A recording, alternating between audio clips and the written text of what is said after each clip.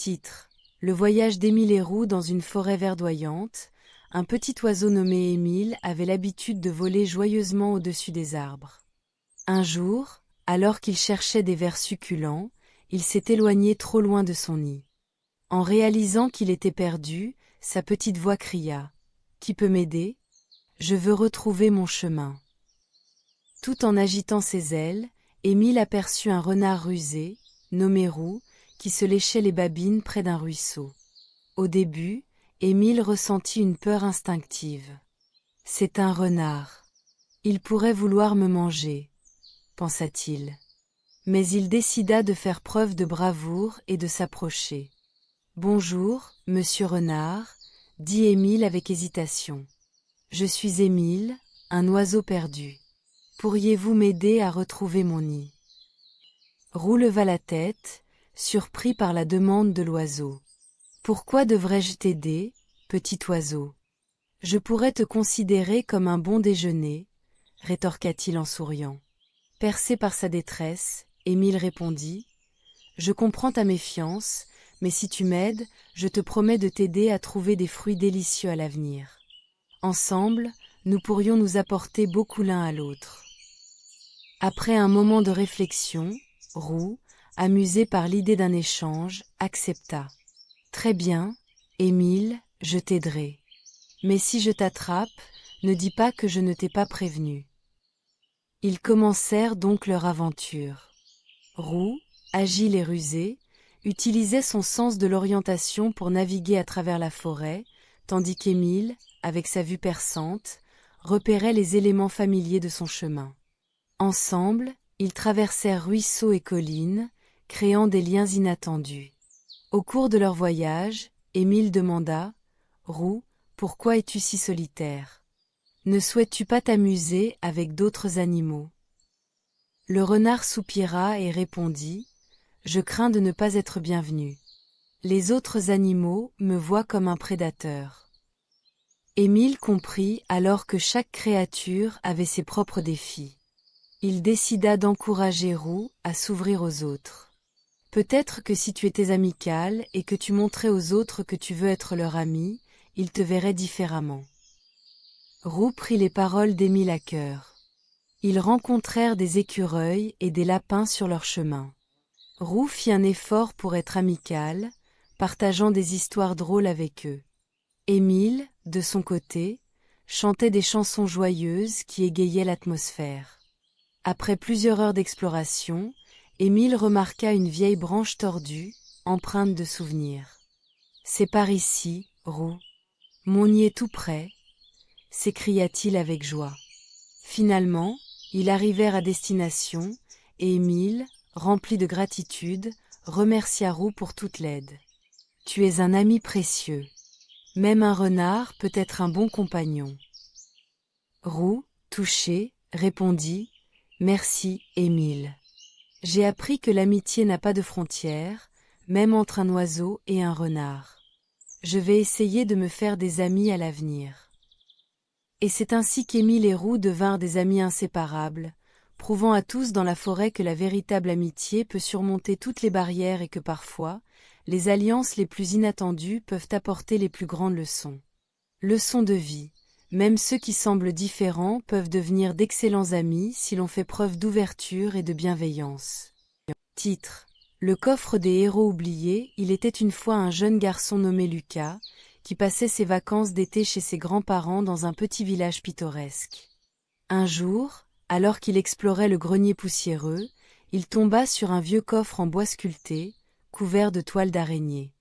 Intrigué, Lucas réussit à ouvrir le coffre et découvrit qu'il était rempli de lettres jaunies par le temps.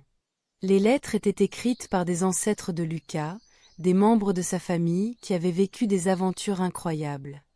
Dans ces écrits, il découvrit l'histoire d'une lignée de héros oubliés qui avaient sauvé leur village à de nombreuses reprises. L'une des lettres parlait d'un ancêtre nommé Émile, un jeune homme courageux qui avait combattu un dragon pour protéger les habitants de son village. Une autre lettre racontait comment Margot, une femme intrépide, avait bravé une tempête pour ramener des provisions aux villageois affamés. À chaque découverte, Lucas ressentait une profonde connexion avec ses héros. Il avait longtemps cru qu'il n'était qu'un garçon ordinaire, mais ses récits lui révélaient qu'il portait en lui le même courage et la même détermination que ses ancêtres. Inspiré, il décida de suivre leurs traces et de devenir lui aussi un héros dans son village. Lucas commença par aider ses grands-parents à s'occuper du jardin, puis il organisa une collecte de nourriture pour aider les familles dans le besoin. Il rassembla ses amis pour nettoyer la rivière polluée qui traversait le village et planta des arbres pour embellir leur environnement. Peu à peu, Lucas gagna la confiance et le respect des habitants, qui le voyaient comme un jeune héros en action. Un jour, alors qu'il travaillait sur un projet de nettoyage, Lucas remarqua une petite fille en larmes. Elle avait perdu son chat, et toute la ville était à la recherche de l'animal. Prêt à agir, Lucas mobilisa ses amis. Ensemble, ils parcoururent le village, interrogèrent les voisins, et après plusieurs heures d'efforts, ils finirent par retrouver le chat coincé dans un arbre. La joie sur le visage de la petite fille était inestimable. Lorsque l'été toucha à sa fin, Lucas réalisa que les actions petites mais significatives peuvent avoir un impact énorme sur une communauté. En retournant chez lui, il continua à réfléchir aux histoires de ses ancêtres, qui, bien qu'ils aient vécu dans des temps différents, avaient tous partagé la même volonté d'aider les autres. La leçon que Lucas retint de cette expérience était simple. Chacun peut être un héros à sa manière, peu importe son âge ou ses capacités. L'important est d'agir avec courage, compassion et détermination. Il avait découvert que le véritable héritage des héros de sa famille n'était pas seulement leurs exploits, mais l'inspiration qu'ils pouvaient offrir aux générations futures. Ainsi, Lucas ferma le coffre avec un sourire, prêt à écrire sa propre histoire de héros, un acte de bonté à la fois. Titre: L'énigme du jardin disparu dans un petit quartier ensoleillé, vivait un chat curieux nommé Oscar et un chien timide appelé Max. Oscar, avec son pelage noir et ses yeux pétillants, passait ses journées à explorer chaque recoin du quartier. Max, un golden retriever au caractère doux, préférait se blottir sur le canapé, redoutant les bruits trop forts et les mouvements brusques. Un jour, alors qu'Oscar flânait près du parc, il remarqua quelque chose d'étrange. Le jardin du vieux monsieur Dupont, reconnu pour ses fleurs éclatantes et ses légumes frais, semblait dépourvu de vie. Les fleurs étaient fanées, et les légumes avaient disparu. « Max, viens vite !» appela Oscar, tout excité. Max, inquiet à l'idée d'une nouvelle aventure, hésita. « Pourquoi devrions-nous nous en mêler ?» demanda-t-il d'une voix tremblante. « Et si c'était dangereux ?» Mais Oscar était convaincu qu'il devait enquêter. Il lui fixa des yeux pétillants et dit « Aujourd'hui, tu risques de découvrir quelque chose de merveilleux. » Finalement, Max céda à la curiosité d'Oscar. Ensemble, ils visitèrent le jardin de Monsieur Dupont. Là, ils trouvèrent des indices, des traces de pattes et une ancienne boîte en fer. Oscar, déterminé, se mit à suivre les traces, tandis que Max, bien que nerveux, fit de son mieux pour ne pas laisser son ami seul. Le duo traversa le parc, le passant devant des enfants jouant et des oiseaux chantant. Oscar interrogea des voisins, apprenant qu'un groupe de jeunes les faisait parfois pour embêter les habitants du quartier. Max, bien qu'effrayé par l'idée de ces jeunes, décida d'accompagner Oscar. Puis, ils découvrirent une cachette derrière un buisson. À l'intérieur, ils trouvèrent les légumes du jardin de Monsieur Dupont et même quelques jouets égarés. Mais il ne s'agissait pas de simples voleurs. C'étaient des enfants du quartier qui, par leur propre façon, essayaient de prolonger leur propre jeu en empruntant les choses. Ils n'avaient pas compris que cela nuisait à leurs voisins. Oscar et Max prirent leur courage à deux mains et allèrent parler aux enfants. Max, encourageant Oscar de sa présence, prit la parole avec une voix douce. « Vous savez, Monsieur Dupont s'inquiète de son jardin. Les légumes et les fleurs sont très importants pour lui. » Les enfants, réalisant leurs erreurs, s'excusèrent et promirent de réparer les dégâts. Ils aidèrent à ramener les légumes et à redonner vie au jardin en plantant de nouvelles fleurs et en arrosant les plantes. Cette expérience soudait l'amitié entre Oscar et Max. Max, grâce à cette aventure, devint plus confiant et apprit qu'il pouvait s'exprimer, même quand il avait peur. Oscar, quant à lui, comprit que l'exploration était plus enrichissante quand on avait un ami à ses côtés. Le jardin de Monsieur Dupont, revitalisé par l'effort collectif, devint le symbole de l'amitié et de l'entraide dans le quartier. Ensemble, ils avaient appris que la compréhension et la communication pouvaient résoudre bien des mystères. Leçon de vie. L'amitié et le travail en équipe peuvent nous aider à surmonter nos peurs et à faire face aux défis, tout en nous enseignant l'importance du respect et de la communication dans notre communauté.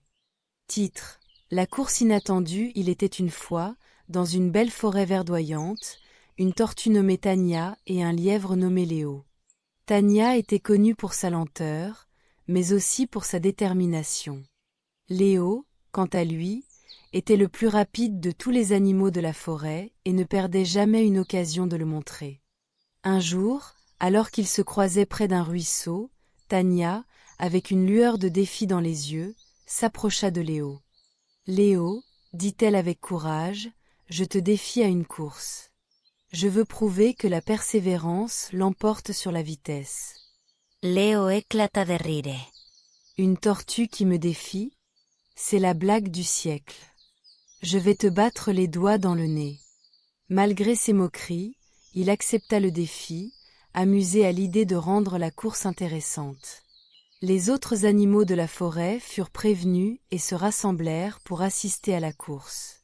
Chouettes, renards et oiseaux se postèrent le long du chemin, impatients de voir ce qui allait se passer. Le jour de la course, Tania et Léo se mirent en position. Un vieux hibou, respecté par tous, se proposa de faire le départ. « Prêt? À vos marques? Partez !» cria le hibou. Au signal, Léo s'élança à pleine vitesse, tandis que Tania avançait lentement mais sûrement, se concentrant sur chaque pas. Léo, voyant qu'il avait une avance considérable, décida de ralentir.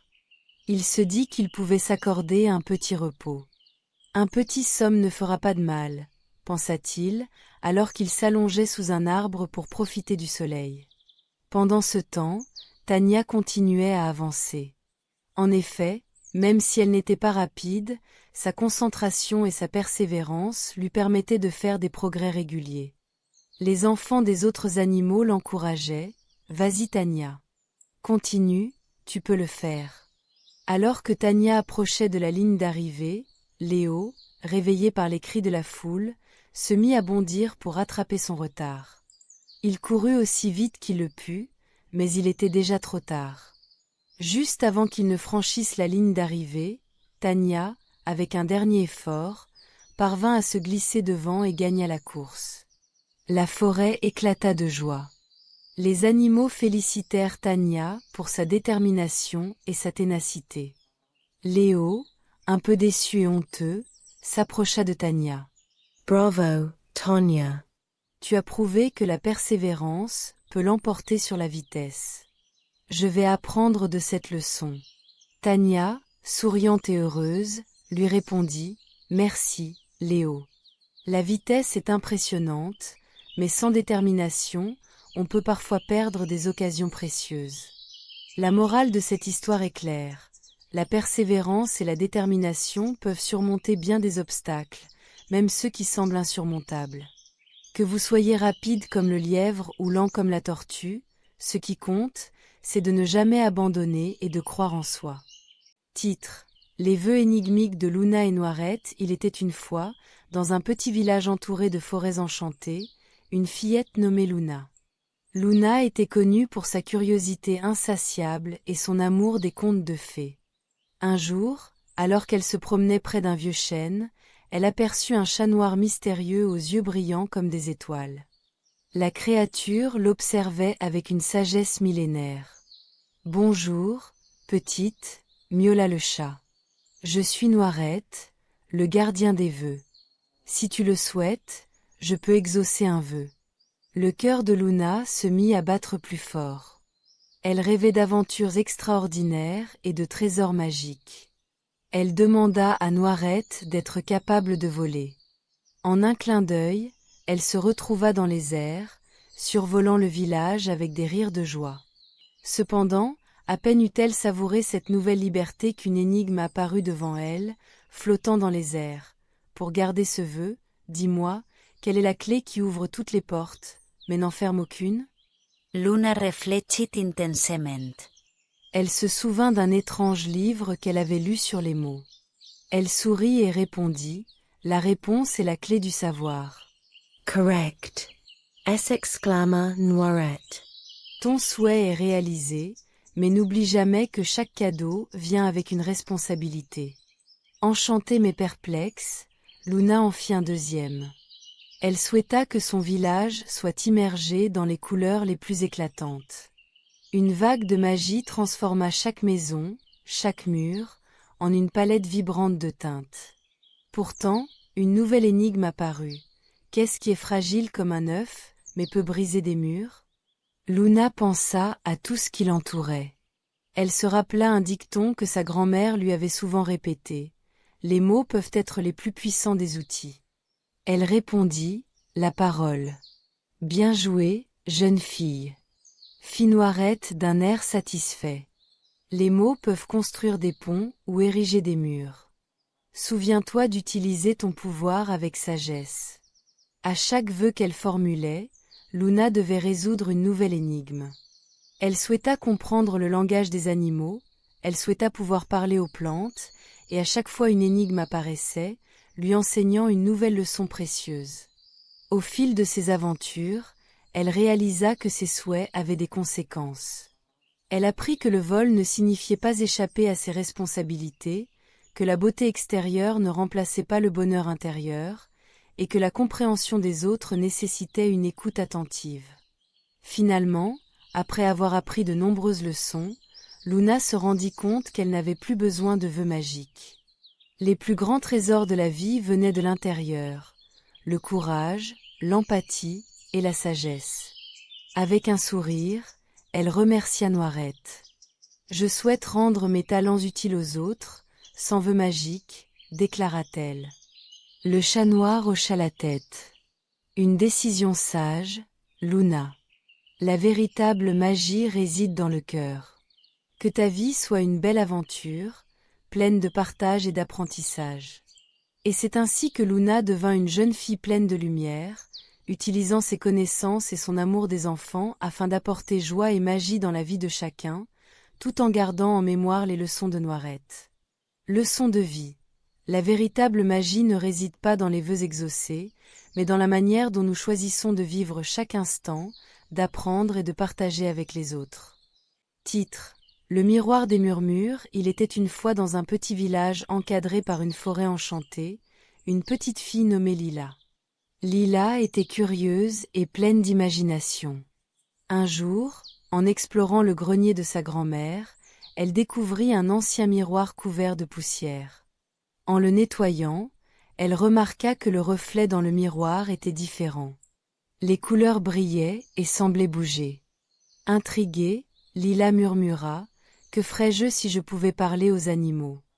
À cet instant, une lumière éclatante émana du miroir, et elle se retrouva transportée dans la forêt enchantée. Émerveillée, elle vit des animaux de toutes sortes. Un lapin aux grandes oreilles s'approcha d'elle, et à sa grande surprise, il lui parla. « Bonjour, Lila. Je suis Léon, le gardien de la forêt. Grâce à ce miroir, tu peux comprendre et parler avec nous. » Lila était enchantée. Elle entreprit alors une aventure incroyable. Avec Léon, elle rencontra une chouette sage nommée Héloïse, qui lui parla des secrets de la forêt, des plantes médicinales et des étoiles. Un jour, en se promenant, Lila et ses nouveaux amis découvrirent qu'une partie de la forêt était malade. Les arbres perdaient leurs feuilles, et les animaux étaient inquiets. « Qu'est-ce passe-t-il » demanda Lila.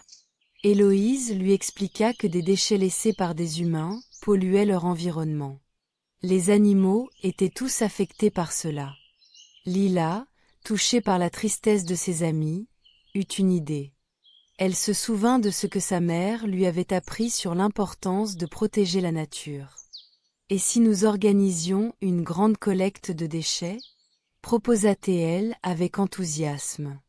Tous les animaux se rassemblèrent. Ensemble, ils nettoyèrent la forêt, ramassant les plastiques et autres détritus. Lila utilisa son miroir pour leur faire comprendre l'importance de préserver leur habitat. Avec chaque déchet enlevé, la forêt semblait renaître, remplie de son éclat d'autrefois. Et au fur et à mesure qu'ils travaillaient, Lila apprit de précieux enseignements sur la solidarité et la responsabilité envers la nature. Finalement, après une longue journée, la forêt éclata de vie. Les arbres se redressèrent, les fleurs s'épanouirent, et les animaux reprirent leur jeu. Léon et Héloïse remercièrent Lila de tout cœur. « Grâce à toi, notre forêt est de nouveau en bonne santé. » Lila retourna chez elle avec des souvenirs merveilleux et un cœur plein de joie. Elle comprit que chaque petit geste comptait et qu'il était important de prendre soin de la nature. En regardant une dernière fois dans le miroir, elle sut qu'elle pourrait revenir dans cette forêt enchantée quand elle le voudrait, mais pour cela, elle devrait toujours se souvenir de sa leçon.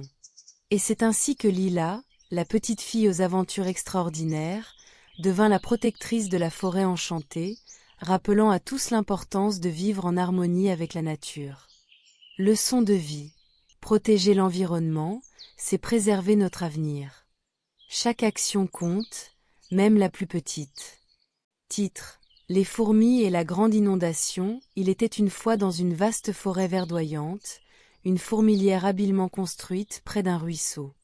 Les fourmis, petites mais courageuses, passaient leur journée à travailler ensemble pour rassembler de la nourriture, restaurer leur maison et prendre soin des larves.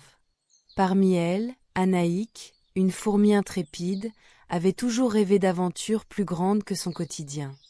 Un matin, alors que le soleil commençait à se lever, les fourmis entendirent un bruit sourd.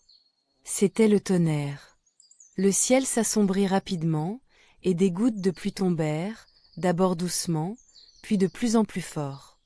Anaïk, qui observait depuis la sortie de la fourmilière, sentit que quelque chose de grave se préparait. En un rien de temps, le ruisseau déborda et l'eau s'élança vers leur fourmilière. « Vite, tout le monde! Il faut évacuer !» s'écria Anaïk, galvanisée par l'urgence de la situation. Mais beaucoup de fourmis, effrayées, restèrent immobiles, ne sachant pas quoi faire. Anaïk prit les choses en main. « Écoutez-moi, mes amis. Nous devons nous unir et travailler ensemble pour sauver nos larves et notre précieuse nourriture. Si nous restons là à hésiter, nous risquons tout de perdre. » Encouragées par son courage, plusieurs fourmis décidèrent de suivre Anaïk. La première mission était de ramasser les larves et de les transporter vers un endroit sûr.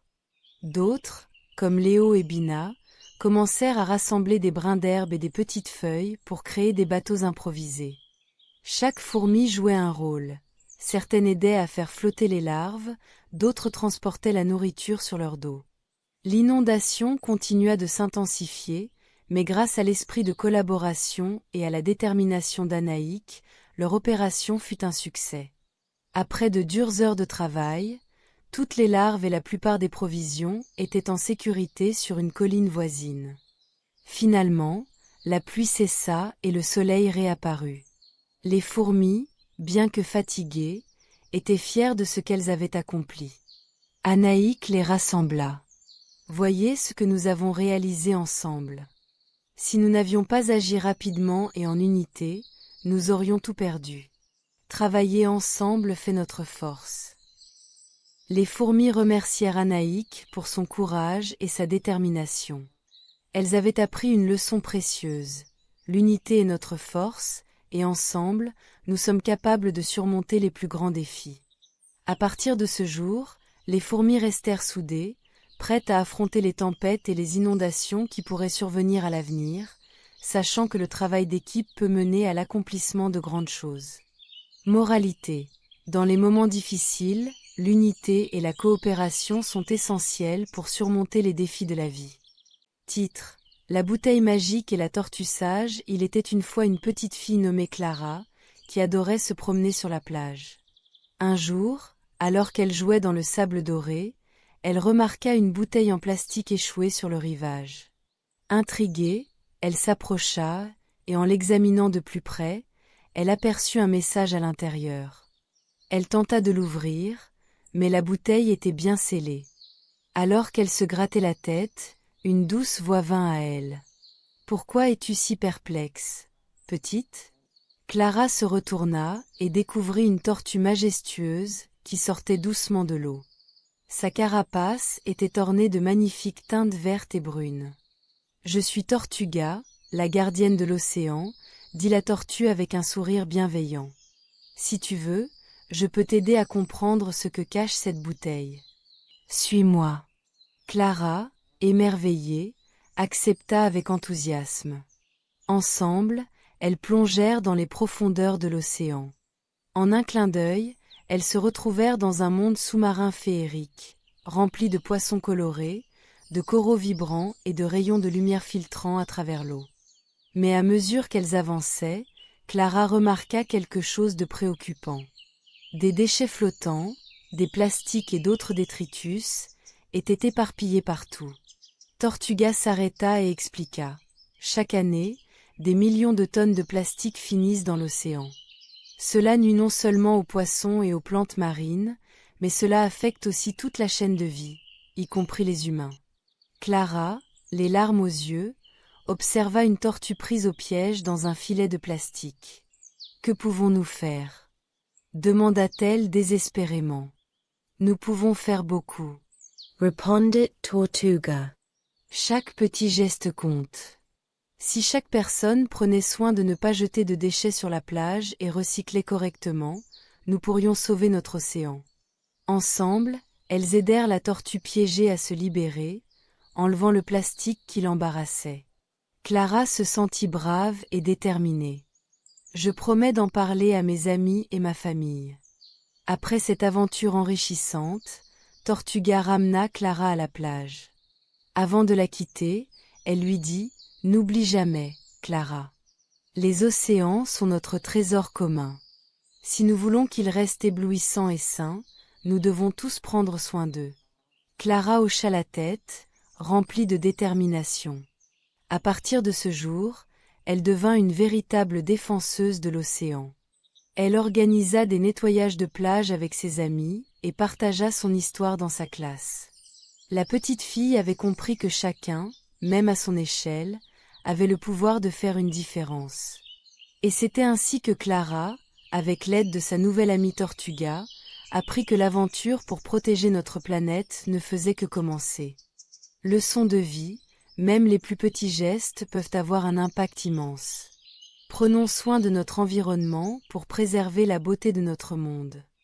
Titre: Le club des gardiens de la planète dans un petit village ensoleillé. Un groupe d'enfants de l'école primaire s'ennuyait pendant la récréation. Un jour, en jouant près du ruisseau qui traversait le parc, ils remarquèrent que des déchets s'accumulaient sur ses rives. Le paysage joli se transforma en une décharge peu accueillante. Chloé, la plus imaginative du groupe, eut alors une idée brillante. Et si nous formions un club secret, les gardiens de la planète, pour nettoyer notre quartier? Proposa-t-elle avec des étoiles dans les yeux. Ses amis, Lucas, Mia et Tom, acquirent rapidement la même excitation, et ils firent un pacte pour se retrouver chaque samedi matin, à l'abri des regards des adultes, pour leurs actions secrètes. Le premier week-end, armés de gants et de sacs en plastique, ils se répartirent les tâches. Chloé et Mia se chargèrent du ruisseau, tandis que Lucas et Tom s'attaquèrent au parc.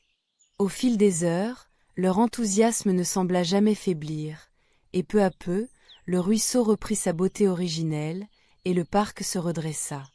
En nettoyant, ils discutèrent des raisons pour lesquelles il y avait tant de déchets. Lucas expliqua que certaines personnes jettent leurs déchets n'importe ou parce qu'elles ne réalisent pas l'impact que cela a sur la nature. Mia ajouta qu'il était essentiel d'encourager tout le monde à recycler et à respecter l'environnement. Leurs sessions de nettoyage se poursuivirent.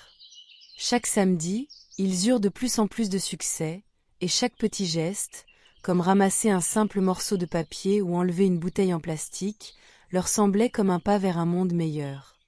Ils décidèrent aussi d'informer d'autres enfants de l'école en leur montrant des photos avant et après de leurs efforts.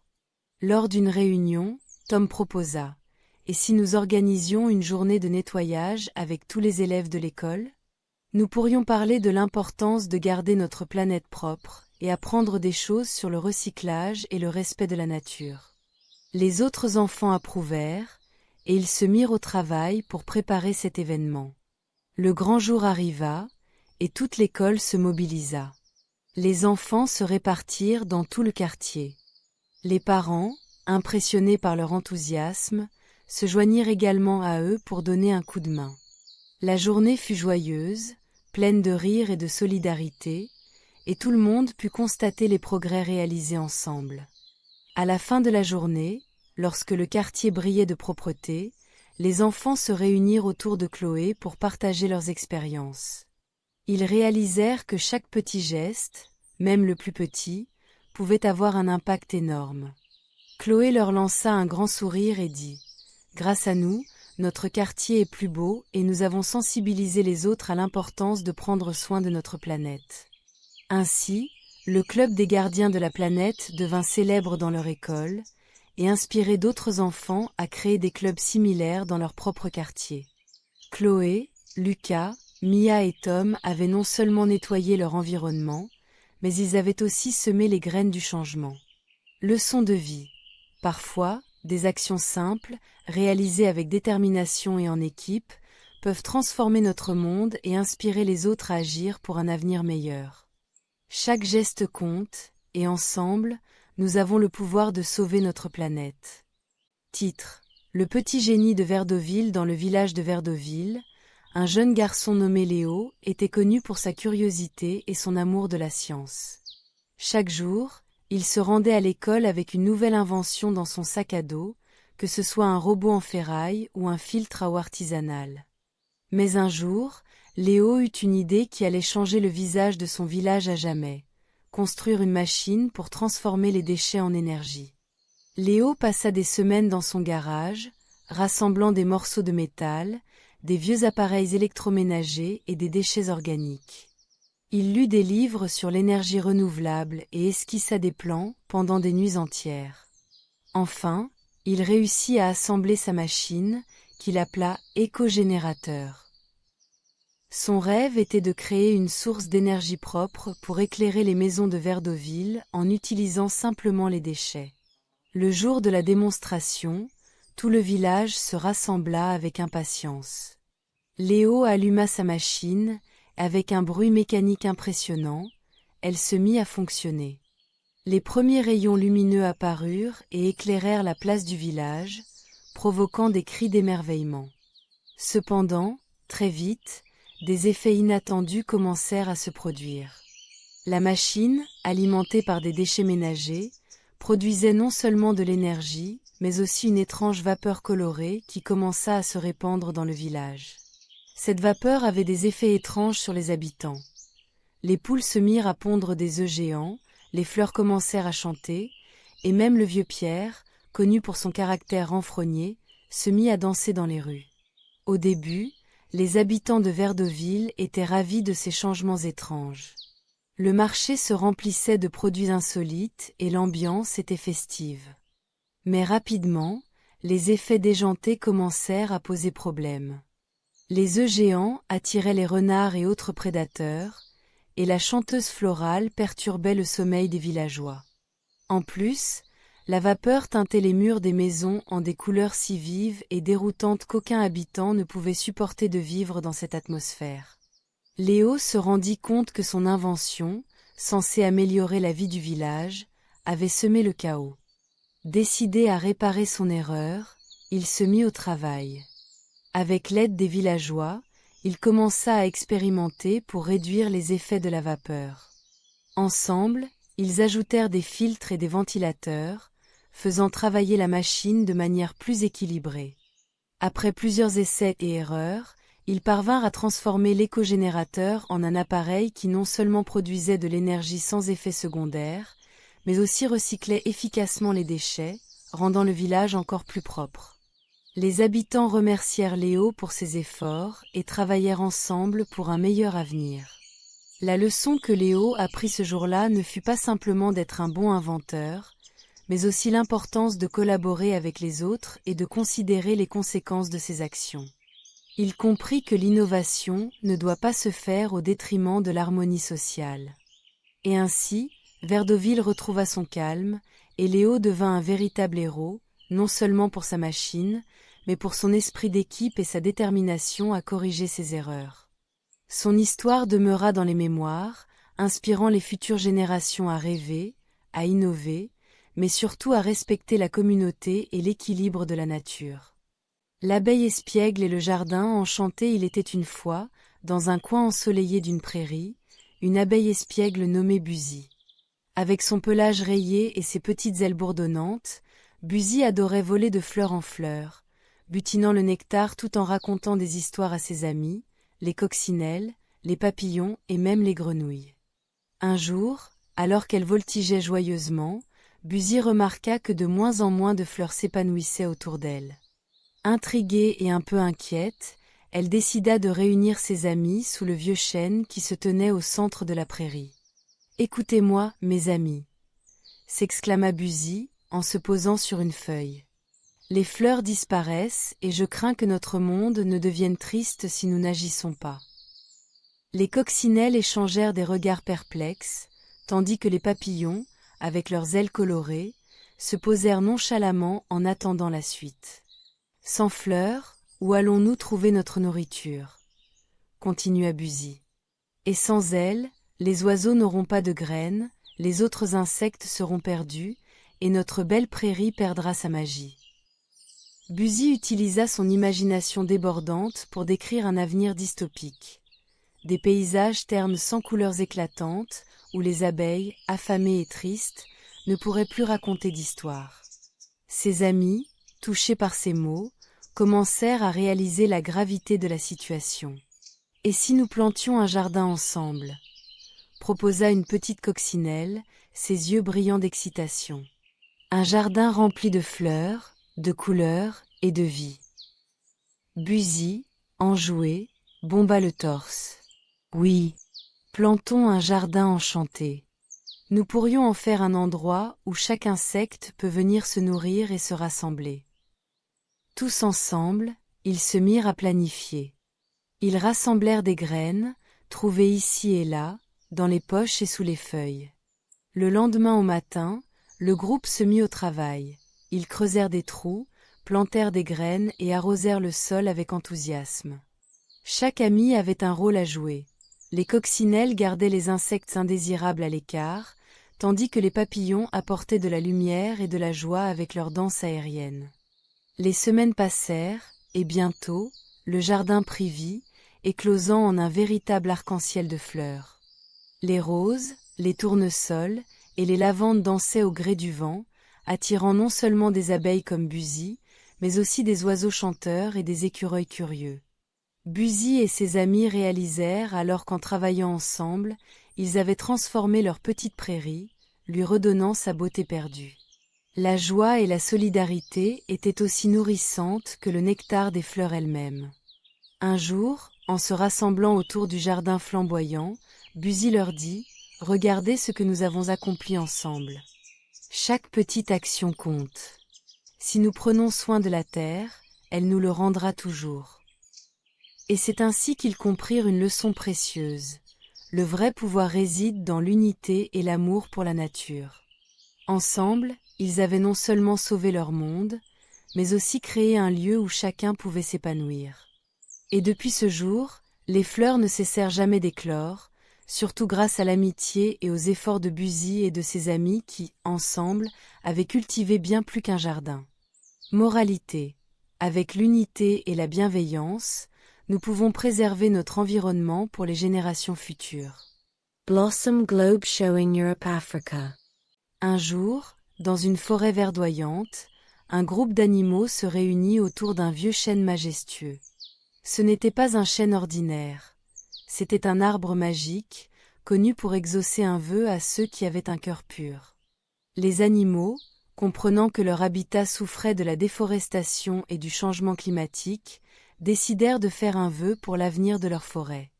Le sage hibou, nommé Nimbus, proposa d'organiser un rassemblement afin de discuter de ce qu'ils allaient demander. Le renard agile, la tortue sage, le lapin joueur et bien d'autres animaux se réunirent autour de lui. « J'aimerais que notre forêt soit toujours verte et pleine de vie, » dit le renard, en se remémorant les jours où il pouvait courir sans souci. « Et moi, je veux que chaque animal ait un endroit sûr où vivre, » ajouta la tortue. Le lapin sauta d'excitation. « Que diriez-vous de planter des arbres pour aider notre forêt ?» Les animaux se regardèrent, intrigués. Pourquoi ne pas faire un vœu qui les inciterait à agir eux-mêmes? Ils convinrent qu'ils devaient se concentrer sur un vœu qui les engagerait à prendre soin de leur habitat. Lorsqu'ils se rendirent devant l'arbre magique, Nimbus leva ses ailes et dit « Ô grand arbre, nous vous demandons de nous donner le pouvoir et la motivation de planter des arbres et de restaurer notre forêt pour les générations futures. Que notre travail collectif transforme notre habitat et lui redonne vie. » Un doux vent souffla à travers les feuilles de l'arbre, et soudain, des graines tombèrent autour d'eux et se mirent à germer instantanément. Les animaux, émerveillés, commencèrent à planter ces nouvelles pousses avec enthousiasme. Ils travaillèrent ensemble jour après jour. Le renard et le lapin creusaient des trous, tandis que la tortue apportait de l'eau. Les oiseaux chantaient et aidaient à disperser les graines. Chaque trottoir de la forêt brillante se remplissait de jeunes arbres, et avec le temps, la forêt reprit vie. Après plusieurs mois, la forêt était de nouveau luxuriante, remplie d'arbres majestueux, de fleurs colorées et d'animaux heureux. Les animaux réalisèrent que leur action collective avait non seulement restauré leur environnement, mais que chacun avait un rôle précieux à jouer. En regardant leur œuvre, Nimbus, le hibou, dit « Votre vœu n'était pas seulement un souhait, mais une promesse de prendre soin de votre maison. Souvenez-vous, les petits gestes de chacun peuvent mener à de grands changements. » Les animaux remercièrent l'arbre magique pour les avoir inspirés à agir et prirent la décision de continuer à protéger et à embellir leur forêt. Leçon de vie. Parfois, les grands changements commencent par de petites actions. En unissant nos forces et en agissant ensemble, nous pouvons faire une différence significative pour notre monde. Titre: Le petit nuage et la quête des couleurs. Un jour, dans le grand ciel bleu, vivait un petit nuage nommé Nimbus. Nimbus était un nuage doux et duveteux, mais il avait un rêve, devenir un arc-en-ciel, comme ceux qu'il voyait après les pluies. Les arcs-en-ciel illuminaient le ciel de leurs couleurs éclatantes, et Nimbus en était fasciné. Malheureusement, lui ne possédait qu'une couleur, le blanc. Un matin, Nimbus décida qu'il était temps de partir à l'aventure pour trouver les couleurs qui lui manquaient. « Je veux être un beau arc-en-ciel », s'écria-t-il en flottant joyeusement dans le ciel. Il débuta son voyage en rencontrant son ami le soleil, qui brillait de toute sa splendeur. « Bonjour, Nimbus. Pourquoi as-tu l'air si sérieux ?» demanda le soleil. « Bonjour, soleil. Je voudrais devenir un arc-en-ciel, mais je n'ai pas assez de couleurs. Peux-tu m'aider ?» répondit Nimbus avec espoir. Le soleil lui sourit et dit « Suis-moi, petit nuage. Je vais te montrer la première couleur. » Nimbus suivit le soleil jusqu'à une magnifique fleur rouge qui poussait dans un jardin. La fleur semblait tellement heureuse et éclatante. « Voilà ta première couleur, le rouge !» s'exclama le soleil. Nimbus recueillit la couleur rouge, la faisant s'infiltrer dans sa pelure douce. Ravi, il poursuivit son voyage. Ensuite, il vola au-dessus d'un lac où il aperçut des poissons aux écailles jaunes scintillantes. « Regarde, Nimbus, ta tache jaune t'attend là-bas, » dit le soleil. Nimbus s'approcha des poissons et leur demanda « Puis-je prendre un peu de votre couleur jaune ?» Les poissons, amusés, acceptèrent à condition de jouer à un petit jeu. Ils voulaient que Nimbus les fasse rire en racontant une blague. Nimbus, qui adorait faire rire ses amis, savait juste quoi dire et les poissons rirent à gorge déployée. En échange, Nimbus emporta la couleur jaune. Maintenant, il avait le rouge et le jaune, mais il lui manquait encore beaucoup de couleurs. Nimbus se dirigera vers une belle forêt, où il rencontra des papillons aux ailes d'un bleu éclatant. Avec un soupçon d'hésitation, Nimbus leur demanda s'ils pouvaient partager leurs couleurs. Les papillons, charmés par la curiosité de Nimbus, acceptèrent à condition qu'ils volent ensemble un moment. Nimbus s'amusa tellement à voler avec eux qu'il ne réalisa même pas qu'il avait maintenant une belle teinte bleue. Puis, il rejoignit une colline où poussait une vigne aux raisins violets. « Quelle belle couleur !» s'écria Nimbus. Il s'approcha prudemment et demanda aux raisins. « Puis-je obtenir un peu de votre couleur ?» Les raisins, enjoués, lui proposèrent un jeu de cache-cache. Nimbus accepta. Après avoir joué, il réussit à capturer la couleur violette. Heureux et maintenant paré de 4 magnifiques couleurs, Nimbus se rendit compte qu'il ne lui manquait qu'une seule touche, le vert. Il se mit donc en quête d'une dernière couleur.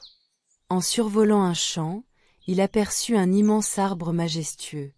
En se posant sur une de ses feuilles, il murmura « Êtes-vous en mesure de partager votre couleur verte ?» L'arbre, sage et ancien, répondit « Oui, jeune nuage, je partage ma couleur avec ceux qui respectent et protègent la nature. Prends soin comme je le fais. » Nimbus promit de toujours prendre soin de l'environnement et en échange, l'arbre lui donna sa couleur verte. Avec toutes ces nouvelles couleurs, le rouge, le jaune, le bleu, le violet et le vert, Nimbus pouvait enfin réaliser son rêve. Il se mit à pleuvoir légèrement, et lorsqu'il se mêla aux gouttes de pluie, il devint un magnifique arc-en-ciel, brillant dans le ciel et apportant de la joie à tous ceux qui levaient les yeux. En repensant à son voyage, Nimbus comprit une précieuse leçon. La beauté ne vient pas seulement des couleurs, mais aussi des moments partagés et du respect de la nature. Désormais, il serait non seulement un arc-en-ciel éclatant, mais aussi un gardien de la beauté autour de lui. Et ainsi, Nimbus, le nuage qui rêvait d'être un arc-en-ciel, devint un symbole d'amitié, de joie et de respect pour notre belle planète. Titre: Le royaume des livres magiques. Un jour, dans une petite ville tranquille, un jeune garçon nommé Lucas passait l'après-midi à explorer la vieille bibliothèque de son quartier. En feuilletant des livres poussiéreux, il découvrit une porte en bois ornée de motifs complexes, cachée derrière une rangée de livres. Par curiosité, il poussa la porte et, tout à coup, une lumière éblouissante l'enveloppa. Lucas se retrouva dans un monde incroyable appelé le royaume des livres magiques. Des créatures fantastiques prenaient vie autour de lui. Des dragons parlaient avec sagesse, des fées racontaient des histoires extraordinaires, et des personnages d'aventure célèbres dansaient joyeusement. Émerveillé, Lucas réalisa que chaque livre dans ce royaume avait une histoire à raconter et que les personnages avaient besoin de lui pour vivre. En explorant davantage, il croisa un vieux sage, un hibou nommé Ordon, qui lui expliqua que le royaume était en danger. Une sorcière, jalouse de la magie des livres, avait décidé de voler les histoires pour les emprisonner et les transformer en ombres sans vie. Lucas, bien qu'effrayé, comprit qu'il devait aider les personnages emblématiques de ces récits. Avec l'aide d'Ordon, Lucas entreprit un voyage à travers les différents genres littéraires. Il escalada des montagnes dans un roman d'aventure, navigua sur des mers tumultueuses à travers un conte de pirates et pénétra dans un monde fantastique peuplé de créatures enchantées. À chaque étape, il apprenait une leçon de vie essentielle: le courage, l'amitié, le respect des différences et la puissance de l'imagination. Finalement, ils affrontèrent la sorcière dans un champ de livres volants. Lucas, avec l'aide de ses amis, réussit à la convaincre que les histoires ne doivent pas être volées, mais partagées. Son cœur, longtemps assombri par la jalousie, s'illumina à la vue des héros unis pour défendre leur monde. La sorcière décida alors de rendre les histoires aux livres et promit d'apprendre à apprécier leurs merveilles. À la fin de sa quête, Lucas réalisa que chaque livre lui avait apporté une leçon précieuse. En passant à travers la porte magique, il retourna à la bibliothèque avec un cœur plein d'histoires. Il comprit que les livres n'étaient pas seulement faits pour être lus, mais pour vivre et ressentir.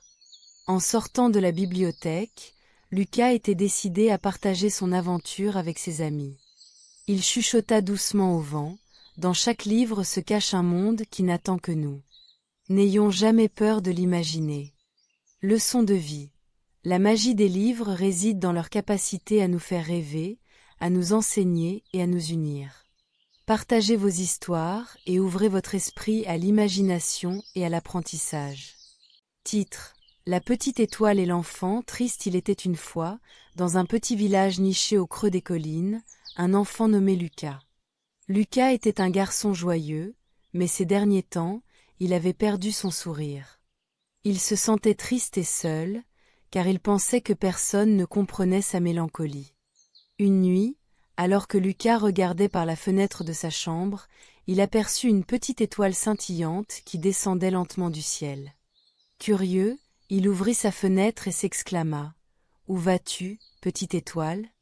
La petite étoile, qui s'appelait Étoile, répondit d'une voix douce: « Je descends pour t'aider, Lucas. Je sais que tu es triste et je veux te montrer les merveilles de la nuit. » Intrige, Lucas accepta l'invitation di Étoile. En un clin d'œil, elle l'emmena dans un voyage magique à travers le ciel nocturne. Ils commencèrent par survoler les forêts illuminées par la lumière argentée de la lune. Étoile expliqua à Lucas que les lucioles dansent la nuit pour communiquer entre elles. « Regarde comme elles scintillent. Elles créent leur propre lumière, tout comme toi, même si tu ne le sais pas encore, » dit-elle. Ensuite, ils rencontrèrent une mare où des grenouilles chantaient en chœur. Étoile expliqua que chaque chant racontait une histoire différente. Chaque créature a sa place dans ce monde, et tout le monde a des choses merveilleuses à partager, ajouta-t-elle. Lucas commença à sourire en découvrant la beauté qui l'entourait, mais sa tristesse était toujours présente. Étoile, observant son air pensif, l'emmena vers un sommet de montagne. En haut, ils purent observer un panorama incroyable. Des milliers d'étoiles brillaient dans le ciel, créant un tableau éclatant. « Regarde au-delà des étoiles, Lucas, dit Étoile. Chacune d'elles a une histoire, tout comme toi. Parfois, nous devons juste apprendre à voir et à apprécier la beauté qui nous entoure et en nous-mêmes. Même dans les moments sombres, il y a de la lumière. » Les paroles d'Étoile résonnèrent dans son cœur. Lucas réalisa que, même si sa tristesse semblait immense, il avait aussi des souvenirs joyeux et des passions. Il se mit à penser à ses amis, à ses rêves et à toutes les petites choses qui lui apportaient de la joie. Finalement, Étoile lui dit: « Souviens-toi, cher Lucas, la vie est faite de hauts et de bas. Mais c'est dans ces contrastes que nous trouvons notre force et notre lumière intérieure. N'hésite pas à chercher la beauté dans chaque journée. » À l'aube, Étoile raccompagna Lucas chez lui. Avant de s'envoler vers le ciel, elle lui laissa un dernier message. Chaque étoile qui brille dans le ciel est un rappel que même les temps difficiles passeront. N'oublie jamais de regarder vers le haut. Lucas sourit enfin, un sourire sincère et lumineux. Il comprit que ses sentiments étaient normaux, mais qu'il avait aussi le pouvoir de les transformer. À partir de ce jour, il chercha à apprécier les petites merveilles de la vie. Il partagea ses découvertes avec ses amis, apportant un peu de lumière autour de lui. Et ainsi, Lucas retrouva son sourire. Grâce à sa rencontre avec Étoile, il apprit que même dans les moments de tristesse, il suffisait de regarder au bon endroit pour retrouver la joie et la beauté du monde. Moralité: dans les moments sombres, n'oublions pas de chercher la lumière en nous et autour de nous. Chaque difficulté peut devenir une occasion de grandir et d'apprendre. Titre: Le courage de Léo. Il était une fois, dans une clairière enchanteresse, un petit oiseau nommé Léo. Léo était un joli oiseau bleu avec un doux plumage et des yeux brillants pleins de curiosité. Cependant, il avait une peur terrible du vide. Chaque fois qu'il devait s'envoler, son cœur battait la chamade et il hésitait à quitter la sécurité du sol. Un jour, alors qu'il chantait paisiblement sur une branche basse, Léo entendit un cri désespéré. C'était son ami, Timmy, un petit écureuil, coincé sur une branche haute d'un grand chêne. Timmy avait tenté d'atteindre une noisette, mais avait glissé et était resté bloqué, tremblant de peur. « Léo, aide-moi !» cried Timmy. « J'ai vraiment besoin de toi. » Léo regarda le chêne. La branche où se trouvait son ami semblait très loin. Son cœur se mit à battre encore plus vite. Il savait qu'il devait aider Timmy, mais sa peur du vide le paralysait. Cependant, en voyant les yeux pleins d'inquiétude de son ami, Léo se rendit compte qu'il devait agir. Réfléchissant un instant, il se souvint des histoires que sa mère lui racontait sur le courage. Elle lui disait souvent que le courage ne signifie pas ne pas avoir peur, mais agir malgré sa peur. Inspiré par ces mots, Léo prit une grande inspiration. À chaque battement d'aile, il répétait dans sa tête « Je suis courageux. Je vais sauver mon ami. » Avec détermination, il s'élança vers le ciel, traversant le vide, ses ailes battant avec puissance. La montée était difficile. Léo pouvait sentir son cœur battre très vite, mais il se concentra sur le cri de Timmy et sur le besoin urgent de l'aider. Lorsqu'il atteignit enfin la branche où se trouvait Timmy, il se posa avec précaution à côté de lui. « Accroche-toi à moi, Timmy. » proposa Léo. Avec un peu d'hésitation, Timmy attrapa Léo par la queue. Ensemble, ils se mirent à glisser lentement sur la branche, avant que Léo ne prenne son élan et ne descende en toute sécurité vers le sol. Une fois au sol, Timmy sauta de joie et remercia Léo. « Tu es incroyable. » Tu as surmonté ta peur pour me sauver. Léo sourit, se rendant compte que la peur qu'il avait ressentie n'avait pas disparu, mais qu'il avait trouvé la force de l'affronter. Il comprit que la véritable bravoure réside dans la volonté de surmonter ses craintes pour aider ceux que l'on aime. Et c'est ainsi que Léo, le petit oiseau bleu, apprit une leçon précieuse. Même si la peur peut être écrasante, l'amour et le courage sont toujours plus puissants. Et à partir de ce jour, Léo n'eut plus jamais peur du vide. Leçon de vie, le courage n'est pas l'absence de peur, mais la capacité d'agir malgré elle. Titre: Les ombres du passé. Lors d'une chaude après-midi d'été, la famille Dupont se réunissait dans le jardin fleuri de leur maison ancestrale pour célébrer un grand anniversaire, celui de l'arrière-grand-mère Lucie, une femme pleine de sagesse. Les rires des enfants résonnaient entre les arbres, tandis que les adultes discutaient autour d'un buffet garni de délices. Tout à coup, une étrange lumière émana de l'ancêtre, un grand portrait en noir et blanc accroché au mur du salon. Intrigués, les enfants s'approchèrent. Soudain, avec un frémissement, les images prirent vie. Leur arrière-grand-mère Lucie s'éleva doucement du cadre, suivie de leurs aïeux, un groupe hétéroclite composé de paysans, d'artisans, d'artistes et de voyageurs. « Salut, mes petits enfants !» s'exclama Lucie d'une voix joyeuse. « Nous venons vous raconter nos histoires et partager des leçons du passé. » Les enfants, les yeux écarquillés, se rassemblèrent autour d'eux. Ils écoutèrent des récits captivants, chacun empreint de sagesse. Le grand-père Émile, un marin audacieux, leur parla de l'importance de la persévérance face aux tempêtes. Dans la vie, comme sur la mer, il faut savoir prendre le large, mais aussi se relever après chaque naufrage. Ensuite, la grand-tante Marguerite, une couturière, expliqua aux enfants comment la créativité pouvait transformer les difficultés en belles réalisations. Chaque tissu a une histoire, tout comme chaque défi. Ne craignez pas de coudre vos rêves ensemble, même si les morceaux semblent disparates. Enfin, le jeune artiste Henri, qui avait voyagé pour découvrir le monde, les encouragea à toujours garder un cœur ouvert. Le monde est vaste et riche d'expériences. Apprenez de chaque rencontre et partagez vos propres couleurs avec les autres. Les enfants étaient fascinés, absorbant chaque leçon avec attention.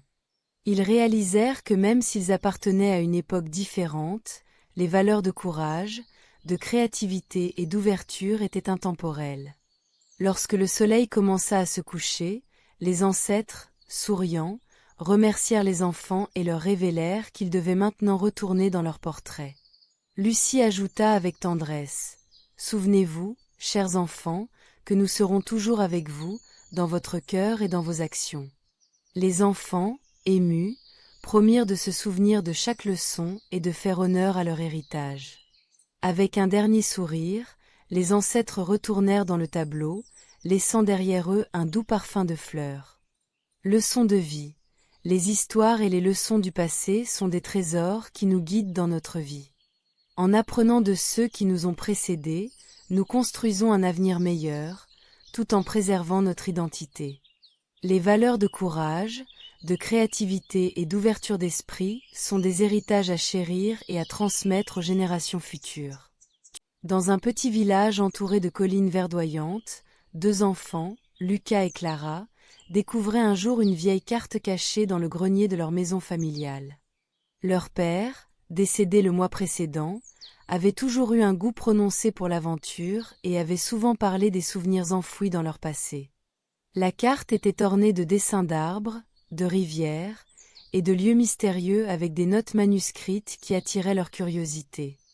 Excités, Lucas et Clara décidèrent de suivre la carte. Leur première destination était un grand chêne au bord de la rivière. En s'approchant de l'arbre, ils observèrent un vieux tronc creux. En fouillant à l'intérieur, ils trouvèrent une boîte contenant des photos anciennes de leur père enfant, riant avec ses propres frères et sœurs à cet endroit même. En les regardant, ils réalisèrent à quel point leur père avait chéri ces instants. Vers le milieu de leur journée d'exploration, ils se dirigèrent vers une colline qu'il avait autrefois gravie pour faire un pique-nique avec sa famille. En atteignant le sommet, ils décidèrent de reproduire ce moment. Avec quelques sandwichs et des fruits, ils s'assirent sur une couverture à carreaux et se remémorèrent les histoires que leur père racontait sur cette journée. Cela les rapprocha et leur fit ressentir la présence de leur père, comme s'il était avec eux. Au fil de leur aventure, ils visitèrent un vieux café où leur père avait pris son premier emploi. Ils rencontrèrent le propriétaire, un homme âgé, qui leur parla de leur père. Il leur raconta comment il était un jeune homme travailleux et ambitieux, toujours prêt à aider les autres. En écoutant ces histoires, Lucas et Clara comprirent l'importance de la gentillesse et du travail acharné, et combien ces valeurs avaient façonné leur père. À la fin de la journée, après avoir suivi la carte jusqu'à son dernier point, ils trouvèrent une petite clairière avec un bosquet d'arbres en fleurs. En s'installant sur un banc fait de vieux planches, ils virent une inscription gravée dans le bois: « La famille est une aventure sans fin ». C'était un message de leur père, un rappel que les souvenirs n'étaient pas seulement des images du passé, mais des leçons apportées dans le futur. Lucas et Clara réalisèrent que, même si leur père n'était plus là physiquement, son esprit et ses valeurs restaient vivants en eux. Ils s'étaient découverts à travers les souvenirs partagés et avaient tissé des liens plus forts. Emplis de gratitude, ils décidèrent de continuer à vivre selon les leçons apprises, en honorant la mémoire de leur père. La leçon qu'ils tirèrent de cette journée d'aventure était simple mais puissante. Les souvenirs et les leçons de ceux qui nous ont précédés forment un héritage précieux. Ils avaient appris que la famille, bien qu'elle puisse être séparée par le temps et l'espace, demeure un fil inébranlable qui unit les cœurs et l'esprit. Ils rentrèrent chez eux, le cœur léger et plein de promesses, décidés à construire leurs propres souvenirs à chérir et à partager pour les années à venir. Tisser des liens. L'histoire d'Elena et sa grand-mère. Il était une fois, dans un petit village en bord de mer, une petite fille nommée Elena. Chaque été, elle avait l'habitude de rendre visite à sa grand-mère, une femme sage aux cheveux argentés et au sourire chaleureux. Mais cet été-là, quelque chose de spécial se préparait. À son arrivée, Elena remarqua une grande toile de tissage dans le coin de la maison. Curieuse, elle demanda à sa grand-mère: « Que fais-tu avec ça ?» Sa grand-mère sourit et répondit: « Je tisse des liens, mon âme. C'est comme la vie. Chaque fil représente une histoire, un souvenir, une connexion. Intriguée, Elena se demanda quelles histoires sa grand-mère tissait. Tout en s'installant confortablement près d'elle, sa grand-mère commença à lui raconter l'histoire de leur ancêtre, Aïcha. Aïcha avait vécu des générations auparavant. Un jour, une tempête terrible s'était levée sur la mer. Les vagues étaient immenses et le vent hurlait comme un animal en colère. Malgré cela, Aïcha n'hésita pas. Elle monta dans son petit bateau, déterminée à retrouver son mari et leurs enfants, qui étaient partis en mer pour pêcher. Pourquoi Aïcha est-elle sortie par ce temps si dangereux? Demanda Elena, les yeux écarquillés d'inquiétude. Elle avait un grand cœur et une foi inébranlable en sa famille. Elle savait qu'ils avaient besoin d'elle, et elle ne pouvait pas abandonner, même face à la tempête, répondit sa grand-mère. En écoutant, Elena ressentait une admiration croissante pour Aïcha.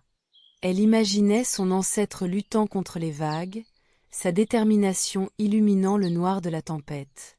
« Et alors ?» demanda-t-elle avec impatience. Aïcha a bravé la tempête et, grâce à son courage, elle a retrouvé sa famille saine et sauve. Elle savait que l'amour et la famille sont les véritables trésors de la vie, des trésors qui méritent de tout risquer, expliqua sa grand-mère, tout en continuant à tisser. Chaque mot créait un tableau vibrant dans l'esprit d'Elena. En s'asseyant à côté de sa grand-mère, elle prit quelques fils de laine colorée et commença à tisser à son tour, essayant de capturer l'esprit de l'histoire. À mesure qu'elle tissait, elle comprit que chaque fil, chaque nœud représentait un moment vécu avec sa famille. Les jours passèrent, et Elena identifia de plus en plus de ces liens dans sa propre vie. Elle se mit à raconter ses propres histoires, celles de ses amis, de ses aventures, des rires et des larmes. Sa grand-mère l'écoutait avec tendresse, nodant de la tête avec encouragement. Un jour, tout en travaillant sur leur tapisserie, Elena eut une idée. Elle prit du fil blanc et ajouta une petite étoile dorée au centre de sa pièce. « Ça, c'est Aïcha !» s'exclama-t-elle. Sa grand-mère sourit. « Oui, ma chérie. Aïcha est dans tous nos cœurs. Nous tissons ces histoires et la mémoire de nos ancêtres à chaque moment que nous vivons. » Quand l'été toucha à sa fin, Elena regarda leur œuvre tissée avec fierté. C'était plus qu'un simple projet. C'était un lien tangible entre le passé et le présent, un symbole du courage d'Aïcha et de l'amour qui unissait leur famille. Avant de quitter sa grand-mère pour retourner chez elle, Elena lui fit une promesse. « Je raconterai l'histoire d'Aïcha à mes enfants, et je les apprendrai à tisser nos propres liens. » Sa grand-mère la serra dans ses bras, heureuse. « N'oublie jamais, ma chère, que chaque fois que nous partageons nos histoires, nous tissons des liens plus forts que n'importe quel fil. » Et ainsi, l'histoire d'Aïcha continua à vivre à travers les générations, comme une tempête apaisée qui relie le passé au présent. Elena comprit qu'avoir de la force et montrer de l'amour pouvait les aider à braver n'importe quelle tempête de la vie. Leçon de vie, la vraie force réside dans les liens que nous tissons avec notre famille et nos amis. Les histoires partagées créent des souvenirs qui perdurent, et le courage face aux défis nous unit toujours davantage. Titre: Le dragon des étoiles. Il était une fois, dans un petit village niché entre des collines verdoyantes, un garçon nommé Lucas. Lucas était un enfant malicieux, toujours à la recherche de nouvelles aventures. Un jour, alors qu'il explorait une forêt voisine, il trouva un drôle de petit dragon, pas plus grand qu'un chat, aux écailles brillantes comme des étoiles. Le dragon, qui se nommait Flamèche, avait des yeux pétillants de malice. Lucas, curieux et intrépide, s'approcha et commença à discuter avec lui. Flamèche avait le pouvoir de voler, et après quelques rires et des gestes amicaux, le dragon accepta d'apprivoiser Lucas. Chaque nuit, Flamèche emportait Lucas dans des contrées lointaines. Ensemble, ils parcouraient des îles flottantes où les arbres portaient des fruits d'or, des montagnes de cristal où la glace chantait au vent, et des grottes mystérieuses remplies de trésors perdus. Lucas était émerveillé par tous les trésors et les mystères qu'il découvrait, des livres anciens, des pierres précieuses, et même des secrets de magie oubliés. Un soir, alors qu'il flottait au-dessus d'une mer de nuages, Lucas aperçut une île sombre, couverte de tristesse. Intrigué, il demanda à Flamèche de s'y poser. À leur arrivée, ils découvrirent des habitants au visage triste, des enfants qui n'avaient pas le courage de jouer ni de sourire. Lucas s'approcha d'eux et apprit qu'ils avaient perdu leur magie, leur joie et leur créativité à cause des rumeurs et de la méchanceté des autres villages. Touché par leur désespoir, Lucas eut une idée. Il demanda à Flamèche de rassembler tous les trésors qu'ils avaient collectés au fil de leurs aventures. Loin d'être des richesses matérielles, ces trésors étaient des histoires de courage, des contes de joie et des leçons tirées d'amitié. Lucas raconta ces histoires aux habitants de l'île, et petit à petit, les sourires revinrent sur leurs visages. Les enfants rirent et jouèrent, retrouvant leur magie perdue. En voyant les habitants reprendre goût à la vie, Lucas comprit que les plus belles richesses ne se mesurent pas en or ou en pierres précieuses, mais en souvenirs partagés et en amitié. Finalement, Lucas et Flamèche remercièrent les habitants pour les leçons apprises et promirent de revenir. De retour chez lui, Lucas avait non seulement gagné un ami fidèle, mais il avait aussi découvert le pouvoir de la gentillesse et de la générosité. Leçon de vie.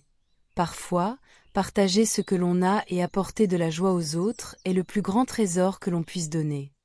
La vraie magie réside dans les relations que nous construisons et dans les histoires que nous créons ensemble.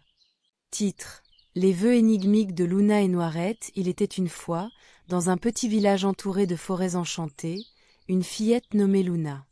Luna était connue pour sa curiosité insatiable et son amour des contes de fées. Un jour, alors qu'elle se promenait près d'un vieux chêne, elle aperçut un chat noir mystérieux aux yeux brillants comme des étoiles. La créature l'observait avec une sagesse millénaire. « Bonjour, petite » miaula le chat. « Je suis Noirette, le gardien des vœux. Si tu le souhaites, je peux exaucer un vœu. » Le cœur de Luna se mit à battre plus fort. Elle rêvait d'aventures extraordinaires et de trésors magiques. Elle demanda à Noirette d'être capable de voler. En un clin d'œil, elle se retrouva dans les airs, survolant le village avec des rires de joie. Cependant, à peine eut-elle savouré cette nouvelle liberté qu'une énigme apparut devant elle, flottant dans les airs. « Pour garder ce vœu, dis-moi, quelle est la clé qui ouvre toutes les portes, mais n'en ferme aucune ?» Luna reflexit intensement. Elle se souvint d'un étrange livre qu'elle avait lu sur les mots. Elle sourit et répondit, « La réponse est la clé du savoir. » Correct. Exclama Noirette. Ton souhait est réalisé, mais n'oublie jamais que chaque cadeau vient avec une responsabilité. Enchantée mais perplexe, Luna en fit un deuxième. Elle souhaita que son village soit immergé dans les couleurs les plus éclatantes. Une vague de magie transforma chaque maison, chaque mur, en une palette vibrante de teintes. Pourtant, une nouvelle énigme apparut. Qu'est-ce qui est fragile comme un œuf, mais peut briser des murs? Luna pensa à tout ce qui l'entourait. Elle se rappela un dicton que sa grand-mère lui avait souvent répété. Les mots peuvent être les plus puissants des outils. Elle répondit, la parole. Bien joué, jeune fille. Fit Noirette d'un air satisfait. Les mots peuvent construire des ponts ou ériger des murs. Souviens-toi d'utiliser ton pouvoir avec sagesse. À chaque vœu qu'elle formulait, Luna devait résoudre une nouvelle énigme. Elle souhaita comprendre le langage des animaux, elle souhaita pouvoir parler aux plantes, et à chaque fois une énigme apparaissait, lui enseignant une nouvelle leçon précieuse. Au fil de ses aventures, elle réalisa que ses souhaits avaient des conséquences. Elle apprit que le vol ne signifiait pas échapper à ses responsabilités, que la beauté extérieure ne remplaçait pas le bonheur intérieur, et que la compréhension des autres nécessitait une écoute attentive. Finalement, après avoir appris de nombreuses leçons, Luna se rendit compte qu'elle n'avait plus besoin de vœux magiques. Les plus grands trésors de la vie venaient de l'intérieur, le courage, l'empathie et la sagesse. Avec un sourire, elle remercia Noirette. Je souhaite rendre mes talents utiles aux autres, sans vœu magique, déclara-t-elle. Le chat noir hocha la tête. Une décision sage, Luna. La véritable magie réside dans le cœur. Que ta vie soit une belle aventure, pleine de partage et d'apprentissage. Et c'est ainsi que Luna devint une jeune fille pleine de lumière, utilisant ses connaissances et son amour des enfants afin d'apporter joie et magie dans la vie de chacun, tout en gardant en mémoire les leçons de Noirette. Leçon de vie. La véritable magie ne réside pas dans les vœux exaucés, mais dans la manière dont nous choisissons de vivre chaque instant, d'apprendre et de partager avec les autres. Titre. Le miroir des murmures. Il était une fois dans un petit village encadré par une forêt enchantée, une petite fille nommée Lila.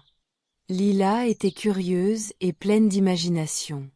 Un jour, en explorant le grenier de sa grand-mère, elle découvrit un ancien miroir couvert de poussière. En le nettoyant, elle remarqua que le reflet dans le miroir était différent. Les couleurs brillaient et semblaient bouger. Intriguée, Lila murmura : « Que ferais-je si je pouvais parler aux animaux ?»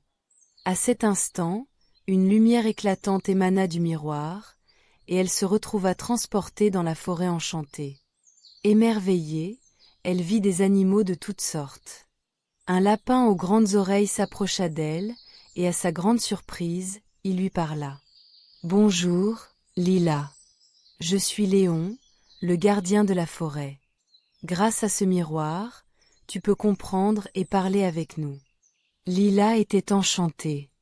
Elle entreprit alors une aventure incroyable.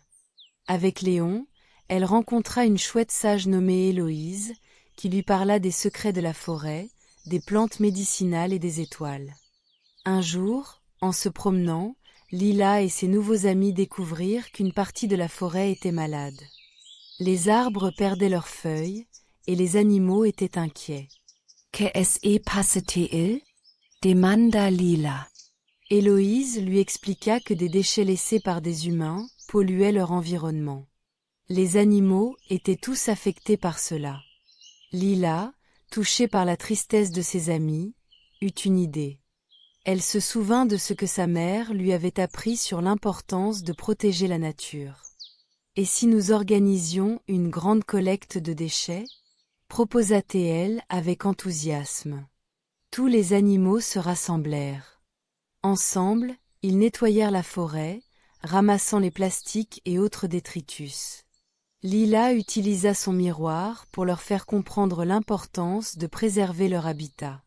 Avec chaque déchet enlevé, la forêt semblait renaître, remplie de son éclat d'autrefois. Et au fur et à mesure qu'ils travaillaient, Lila apprit de précieux enseignements sur la solidarité et la responsabilité envers la nature. Finalement, après une longue journée, la forêt éclata de vie. Les arbres se redressèrent, les fleurs s'épanouirent, et les animaux reprirent leur jeu. Léon et Héloïse remercièrent Lila de tout cœur. « Grâce à toi, notre forêt est de nouveau en bonne santé. » Lila retourna chez elle avec des souvenirs merveilleux et un cœur plein de joie. Elle comprit que chaque petit geste comptait, et qu'il était important de prendre soin de la nature. En regardant une dernière fois dans le miroir, elle sut qu'elle pourrait revenir dans cette forêt enchantée quand elle le voudrait, mais pour cela, elle devrait toujours se souvenir de sa leçon. Et c'est ainsi que Lila, la petite fille aux aventures extraordinaires, devint la protectrice de la forêt enchantée, rappelant à tous l'importance de vivre en harmonie avec la nature. Leçon de vie. Protéger l'environnement, c'est préserver notre avenir. Chaque action compte, même la plus petite. Titre. La petite étoile et le rêve de Clara. Il était une fois, dans un petit village niché au cœur des montagnes, une fillette nommée Clara. Clara était pleine d'imagination et rêvait de découvrir un monde magique où tous les rêves devenaient réalité. Chaque nuit, elle s'asseyait près de la fenêtre de sa chambre et observait le ciel étoilé, espérant apercevoir une étoile filante. Un soir d'été, alors que Clara faisait un vœu, une petite étoile filante descendit du ciel. Elle s'appelait Luma et avait une douce lumière dorée. En flottant devant Clara, elle dit d'une voix pétillante : Bonjour, Clara. Je suis Luma, l'étoile filante. J'ai entendu ton vœu et je suis venue t'aider à réaliser ton rêve. Les yeux de Clara brillèrent de joie. Vraiment? Je veux découvrir un monde où les rêves deviennent réalité. Luma Surit. Alors, loin d'ici, dans la vallée des rêves, nous allons ensemble vivre une incroyable aventure. En un clin d'œil, Luma emporta Clara dans le ciel. Elles volèrent à travers les nuages et arrivèrent, enfin, à la vallée des rêves. C'était un endroit merveilleux où tout semblait possible. D'immenses arbres en bonbons, des rivières de chocolat et des fleurs chantantes l'entouraient. Clara était émerveillée, mais elle remarqua vite que tous les enfants qui jouaient là-bas semblaient malheureux. Elle s'approcha d'un groupe qui essayait de construire une maison en sucre, mais les murs s'effondraient sans cesse. Que se passe-t-il? Demanda Clara. Nous voulons créer la maison parfaite, mais nous n'arrivons jamais à nos fins, soupira une fillette. Luma, avec sa sagesse d'étoile, dit à Clara. Parfois, il est important de comprendre que le chemin vers nos rêves peut être semé d'embûches. Encourage-les à collaborer et à partager leurs idées. Clara suivit le conseil de Luma. Elle rassembla les enfants et leur proposa de travailler ensemble. Ils commencèrent à échanger des idées, à rire et à s'entraider. Peu à peu, la maison apparut, plus belle que tout ce qu'ils auraient pu imaginer seuls. Fiers de leur travail en équipe, Clara réalisa une chose importante. Avoir un rêve, c'est bien, mais le chemin pour l'atteindre est tout aussi précieux. Après avoir passé une inoubliable journée dans la vallée des rêves, Clara commença à ressentir le besoin de retourner chez elle. Luma lui sourit chaleureusement. « Je suis fière de toi, Clara. Souviens-toi toujours que réaliser un rêve nécessite de la patience, de l'entraide et de la détermination. » Lorsque Clara se réveilla dans sa chambre, tout semblait pareil, mais elle ressentait une lumière en elle. Inspirée par son aventure, elle décida de partager ses idées avec ses amis au village, organisant des jeux où chacun pouvait apporter ses rêves et travailler ensemble pour les réaliser. Clara comprit alors que le vrai pouvoir de la magie réside en chacun de nous, dans notre capacité à croire, à aimer et à construire ensemble. Leçon de vie. Parfois, nos rêves peuvent sembler lointains, mais en s'entraidant et en partageant nos idées, nous pouvons les atteindre plus facilement. L'union fait la force et chaque pas que nous faisons ensemble nous rapproche de nos aspirations. Titre: La petite souris et le fromage enchanté. Il était une fois, dans un paisible petit village, une souris nommée Lila. Lila était connue pour sa timidité. Elle vivait dans un trou confortable derrière le vieux placard de la cuisine d'une maison chaleureuse. Lila adorait le fromage, surtout le fromage frais que la cuisinière préparait chaque matin. Mais un jour, un gros chat nommé Rufus, réputé dans tout le village pour sa malice, a décidé de faire une farce. Il a volé le fromage que Lila chérissait tant et s'est enfui en riant. Lila, bien que terrifiée par l'idée de se confronter à Rufus, savait qu'elle devait récupérer son fromage. En se regardant dans un petit miroir en verre, elle se dit « Je suis petite, mais cela ne veut pas dire que je ne peux pas être courageuse. » Avec détermination dans le cœur, elle prit son courage à deux pattes et commença son aventure. Elle s'aventura hors de son trou et, avec précaution, se dirigea vers la maison de Rufus. En chemin, elle rencontra une grenouille nommée Gustave, qui observait anxieusement un groupe de mouches. Lila hésita un moment, puis se dit « Si je veux retrouver mon fromage, je dois aussi aider les autres. » Elle proposa à Gustave de l'aider à attraper les mouches. Ensemble, ils mirent au point un plan. Grâce à leur travail d'équipe, ils réussirent à attraper plusieurs mouches et Gustave, reconnaissant, décida de l'accompagner dans sa quête. Tandis qu'ils avançaient, Lila et Gustave rencontrèrent une tortue sage nommée Madame Tortue. Elle les avertit, Rufus est rusé. Il a placé des pièges autour de sa cachette pour attraper tous ceux qui s'approchent. Vous devez être très prudents. Armés des conseils de Madame Tortue, Lila et Gustave continuèrent leur chemin vers la maison de Rufus. En arrivant, Lila aperçut son fromage trônant sur une table, mais juste à côté se trouvait Rufus, la queue frémissante et le sourire moqueur. Au lieu d'avoir peur, Lila se remémora tout ce qu'elle avait appris. Avec courage, elle s'approcha et cria « Rufus, redonne-moi mon fromage !» Le chat, surpris par l'audace de la petite souris, éclata de rire. « Et qu'est-ce que tu comptes faire, petite ?» lui demanda-t-il. Lila, plutôt que de reculer, se mit à expliquer comment, même si elle était petite, elle avait su faire des alliances et utiliser son intelligence pour surmonter les obstacles. Rufus, amusé par sa bravoure, décida de lui faire une proposition. S'il gagnait un défi de course autour de la maison, il garderait le fromage. Sinon, il le lui rendrait. Lila accepta sans hésiter. La course commença, et tous les animaux du village se rassemblèrent pour assister au défi. Lila utilisait sa rapidité et son agilité, et Gustave, en observant, lui donnait des encouragements depuis la ligne de départ. À la surprise générale, grâce à son concentration et son énergie, Lila parvint à dépasser le chat et à gagner la course. Rufus, impressionné par le courage et l'ingéniosité de Lila, tint parole et lui rendit son fromage. Lila, fière d'elle et heureuse, partagea une partie de son fromage avec Gustave et même Rufus, qui, après cette aventure, avait décidé de devenir un peu moins malicieux. La petite souris avait appris que la véritable force ne réside pas dans la taille, mais dans le courage et l'amitié. Elle retourna chez elle, le cœur léger et le ventre plein, sachant qu'elle pouvait surmonter n'importe quel obstacle si elle avait confiance en elle. Ainsi, Lila, la petite souris, était devenue une héroïne du village, prouvant à tous que la bravoure est souvent cachée derrière le plus petit des cœurs. Leçon de vie, le courage et la détermination sont plus forts que la taille. Avec l'amitié et la confiance en soi, on peut surmonter n'importe quel défi.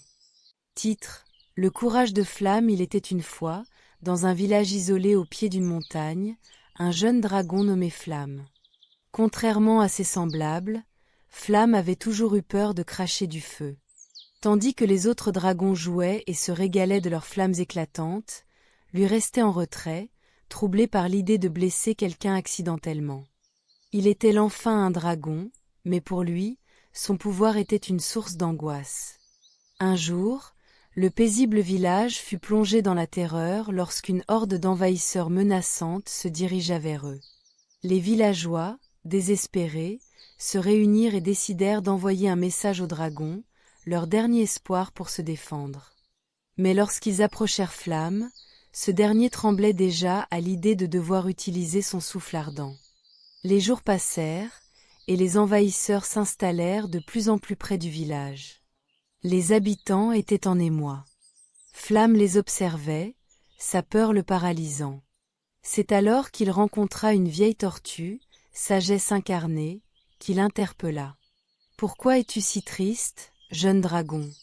demanda-t-elle. « J'ai peur, » répondit Flamme.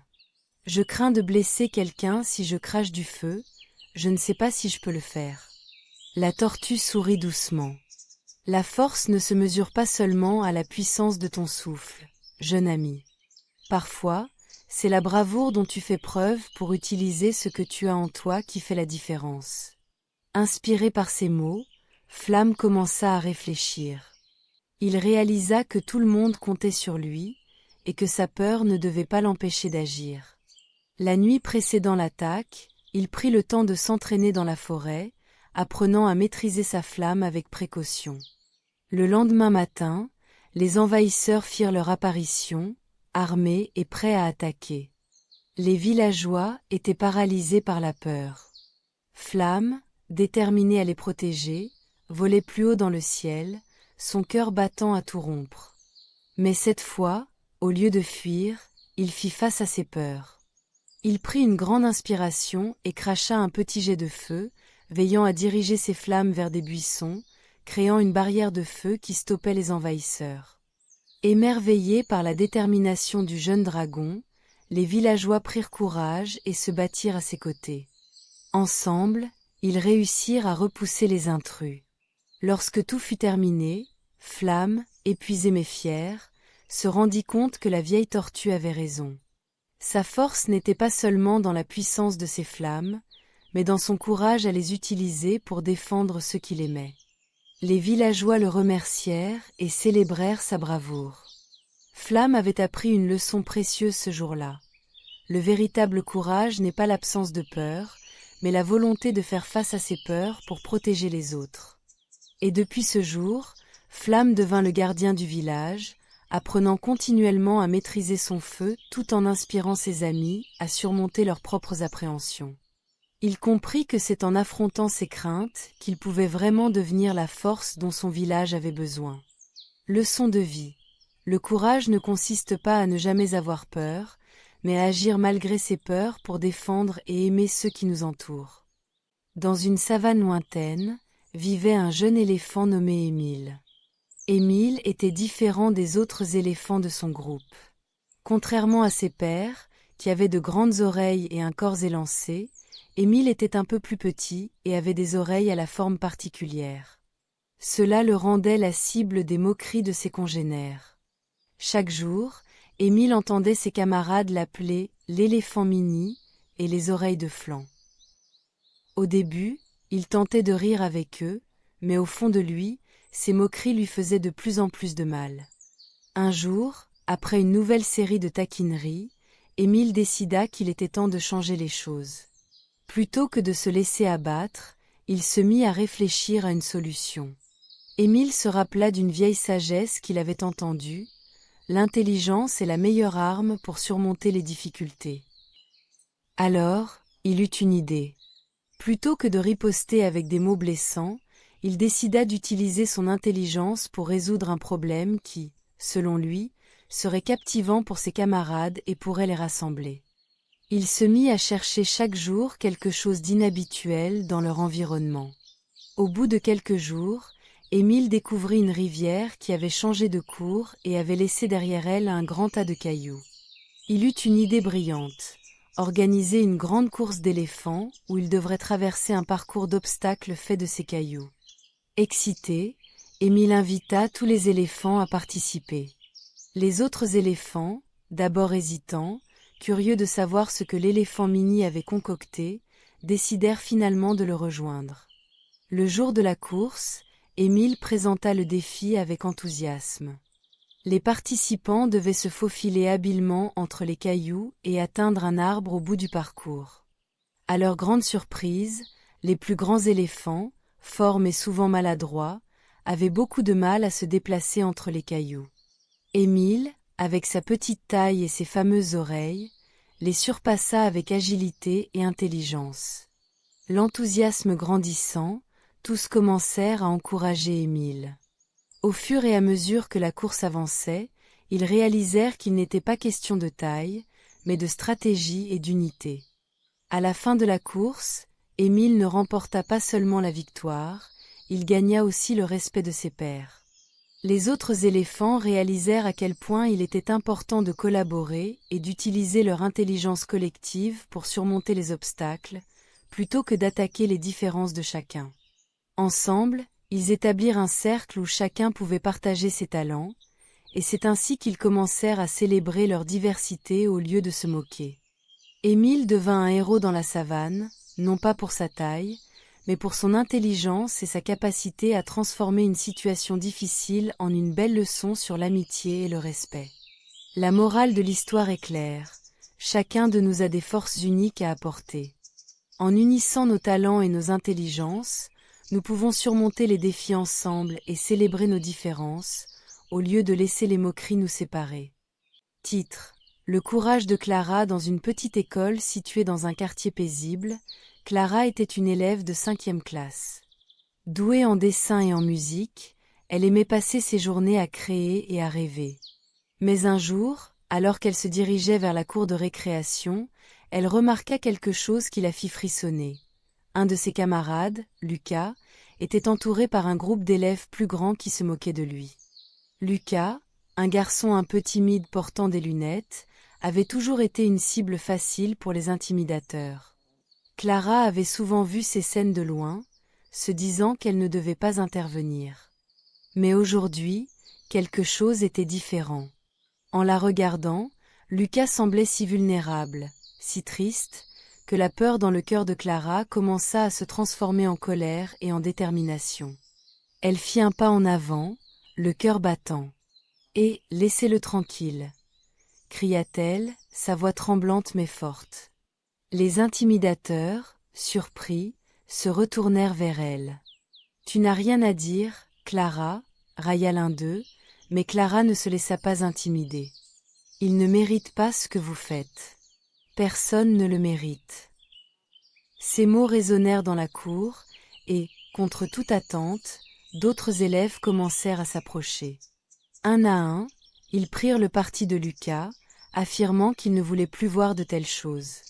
Voyant que la situation lui échappait, le groupe d'intimidateurs finit par battre en retraite, laissant Clara et Lucas entourés par des camarades solidaires. À ce moment-là, Clara se sentit puissante. Elle avait non seulement protégé Lucas, mais elle avait aussi inspiré d'autres à se lever contre l'inacceptable. Après que les intimidateurs furent partis, Lucas, bien que nerveux, afficha un sourire timide. « Merci, Clara. Je ne savais pas que quelqu'un s'inquiétait pour moi. » Les jours qui suivirent, Clara et Lucas devinrent amis. Clara apprit à connaître Lucas plus en profondeur. Il avait une passion pour les jeux vidéo et rêvait de devenir développeur. Ensemble, ils formèrent un petit groupe d'amis qui se mirent à organiser des activités pour renforcer la solidarité et le respect dans l'école. Un mois plus tard, l'école organisa une journée consacrée à la bienveillance et au respect. Clara et Lucas prirent la parole devant toute l'école pour partager leur histoire et encourager chacun à se lever contre le harcèlement. Leur message était clair. Un petit geste de courage peut transformer une situation difficile en une opportunité de changement. Leçon de vie. Le courage ne réside pas dans l'absence de peur, mais dans la capacité à agir malgré cette peur. Chaque individu a le pouvoir de faire la différence, et il est essentiel de soutenir ceux qui en ont besoin. Dans l'union réside la force, et ensemble, nous pouvons créer un environnement où chacun se sent en sécurité et respecté. Titre : Le livre des héros. Dans une petite ville paisible, vivait une fillette nommée Émilie. Elle était curieuse, pleine de vie et adorait passer ses après-midi dans la bibliothèque de sa famille, un endroit magique rempli de livres aux couvertures colorées et aux histoires infinies. Un jour, alors qu'elle fouillait dans les rayons poussiéreux, elle découvrit un livre ancien à la couverture dorée, intitulé « Le livre des héros ». Intriguée, Émilie l'ouvrit et murmura l'une des phrases mystiques inscrites à l'intérieur. À cet instant, un mouvement lumineux émana du livre et enveloppa la bibliothèque. Émilie réalisa bientôt que les histoires de sa famille commençaient à se transformer. D'abord, elle vit son grand-père, un homme qui avait toujours eu peur de parler en public. Dans le nouveau récit, il était un orateur charismatique qui inspirait des milliers de personnes avec ses mots. Émilie sourit en voyant son grand-père, confiant, partageant des conseils de vie avec sagesse. Ensuite, elle tourna la page et découvrit l'histoire de sa mère. Elle était souvent préoccupée par ses responsabilités, mais dans le livre, elle devenait une célèbre inventrice, créant des choses incroyables pour aider les autres. Émilie se sentit fière de voir sa maman exceller et reconnaître son talent. Enfin, elle lut l'histoire de son frère Lucas, un enfant qui avait toujours eu peur des insectes. Dans cette version, il était un explorateur intrépide, parcourant les jungles et découvrant des créatures fantastiques. Émilie éclata de rire en imaginant Lucas, armé d'un filet et d'une loupe, captivé par la beauté de la nature. Émilie adorait ces histoires, mais quelque chose commença à la perturber. Bien que chaque membre de sa famille soit devenu un héros, il semblait aussi un peu éloigné. Leur nouvelle vie les rendait si occupés et admirés qu'ils ne prenaient plus le temps de se réunir et de rire ensemble. Un jour, alors qu'elle feuilletait le livre, elle eut une révélation. Elle voulait que sa famille soit à la fois héroïque et unie. Émilie se mit alors à écrire sa propre histoire dans le livre magique. Elle décrivit comment chaque membre de sa famille pouvait être à la fois extraordinaire et présent les uns pour les autres. Dans son récit, son grand-père continuait à être l'orateur inspirant, mais il trouvait toujours le temps de préparer des biscuits pour ses petits-enfants. Sa mère, l'inventrice, créait des machines qui permettaient à toute la famille de passer plus de temps ensemble, comme des soirées de jeux ou des pique-niques. Lucas, l'explorateur des jungles, n'oubliait jamais d'inviter Émilie à ses aventures, partageant ses découvertes avec elle et lui apprenant à ne plus craindre les insectes. Lorsqu'Émilie eut terminé d'écrire, elle referma le livre et souffla doucement dessus. Une fois encore, la magie opéra. Ces membres de la famille réapparurent, le sourire aux lèvres, conscients des liens précieux qui les unissaient. Ensemble, ils avaient découvert que même les plus beaux exploits gagneraient en valeur s'ils étaient partagés. La leçon de cette aventure fut claire. Chaque personne peut être héroïque, mais la véritable bravoure réside dans la capacité à se soutenir et à se rassembler comme une famille. Émilie réalisa que le plus beau des pouvoirs était l'amour et la solidarité qu'ils partageaient. Ainsi, le « Livre des héros » n'était pas seulement un recueil d'exploits. Il devenait un symbole de l'importance de la famille, des liens, et de l'équilibre entre l'ambition personnelle et le temps passé ensemble. Émilie referma le livre avec un sourire, persuadée qu'elle avait créé la plus belle histoire de toutes, celle dans laquelle chacun d'eux brillait tout en restant unis.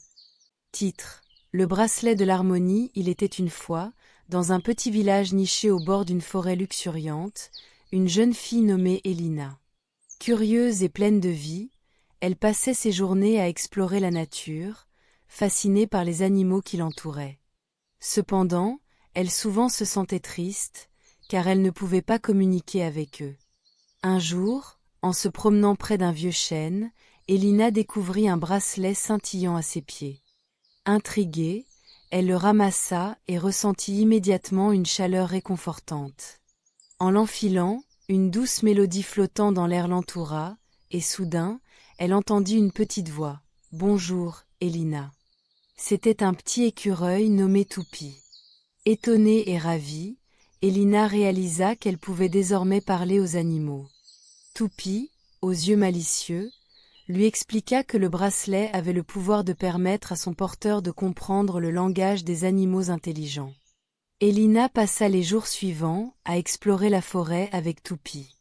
Elle rencontra des oiseaux qui chantaient des histoires de la création du monde, des renards sages qui partageaient des légendes anciennes, et même un vieux hibou qui lui parla des dangers que laisserait l'ego de l'humanité sur la planète. Tout ce qu'il lui racontait mettait en avant l'importance de l'harmonie entre les espèces qui vivent côte à côte.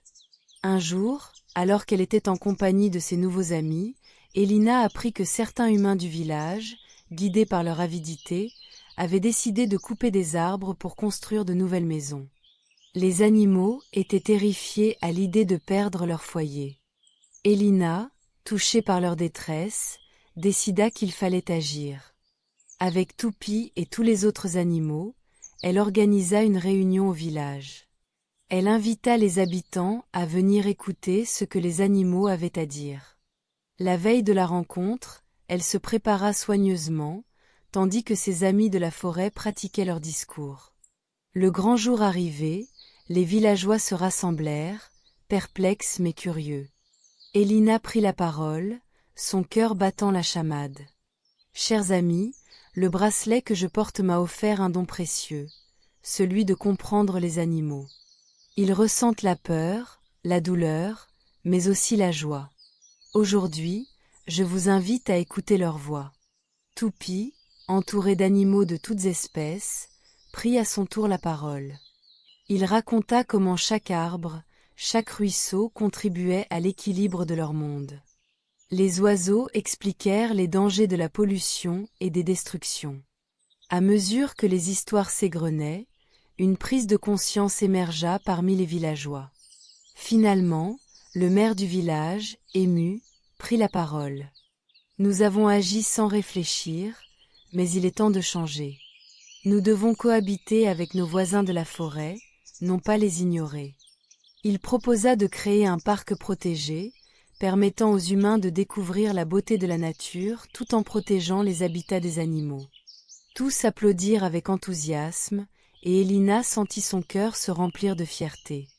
Elle avait non seulement permis un échange précieux entre ces deux mondes, mais elle avait aussi renforcé l'idée que la coexistence était possible. En rentrant chez elle ce soir-là, Elina retira le bracelet avec un sourire. Plus qu'un simple accessoire, il avait été le symbole d'un changement profond. Elle comprit que la clé d'un avenir meilleur résidait dans l'écoute, le respect et l'ouverture d'esprit. Leçon de vie. Parfois, il suffit de tendre l'oreille pour entendre la voix des autres. Lorsque nous écoutons et respectons les besoins de chacun, nous pouvons construire ensemble un monde harmonieux. Titre: La quête des étoiles oubliées. Il était une fois, dans une école spatiale flottant au-dessus de la planète Lumina, un groupe d'amis inséparables. Nova, une brillante astronome, Orion, un passionné de technologie, Stella, une experte en langues extraterrestres, et Cosmo, le rêveur du groupe. Leur école, l'Académie des explorateurs galactiques, accueillait des élèves de toutes les galaxies, mais ils avaient un défi de taille devant eux. Un jour, leur professeur de cosmologie, le docteur Zénith, les convoqua. « Chers élèves, notre belle planète Lumina est en danger. Un ancien artefact, la clé des étoiles, a été dérobé. Si nous ne le retrouvons pas, notre monde sera oublié pour l'éternité. » L'inquiétude s'empara du groupe. Nous avons une semaine pour résoudre l'énigme des étoiles oubliées. Cela nécessitera intelligence, créativité et travail d'équipe. Déterminés, les amis commencèrent leur quête. Leur première étape les mena à la bibliothèque intergalactique, un immense bâtiment rempli de livres anciens et de hologrammes de galaxies lointaines. Là, ils découvrirent un fragment de l'énigme, pour retrouver ce que l'univers a oublié, chercher où se rencontrent les trois lunes. Intrigués, ils décidèrent d'étudier la carte stellaire. Après plusieurs heures d'analyse, ils réalisèrent que les trois lunes étaient en fait dans le système de Silari, un endroit où ils avaient déjà fait un voyage scolaire. En utilisant le vaisseau spatial d'Orion, ils se dirigèrent vers Silari. En approchant, ils virent les trois lunes dansantes autour de leur planète. Cependant, en explorant la première lune, ils rencontrèrent une créature étrange et sage, un sélénite nommé Luma. « Pour progresser, vous devez déchiffrer la langue des étoiles, » dit Luma, avant de disparaître dans un nu de poussière d'étoiles. Stella se mit alors à traduire des symboles mystérieux gravés sur la lune. Chaque symbole représentait une valeur: respect, courage, amitié et persévérance. Le groupe comprit alors qu'ils devaient rassembler ces valeurs pour activer la clé des étoiles. Ils décidèrent de se rendre sur la deuxième lune, où ils pourraient tester leur amitié. Là, ils furent confrontés à des épreuves. Par exemple, une épreuve où ils devaient répondre à des questions sur l'histoire de Lumina. Chaque bonne réponse renforçait leur lien d'amitié et leur détermination. En réussissant à surmonter les obstacles, ils réalisèrent qu'ensemble, ils n'étaient pas seulement des amis, mais une équipe capable de surmonter n'importe quel défi. Finalement, ils voyagèrent vers la troisième lune. C'était là que se cachait l'artefact tant convoité, la clé des étoiles.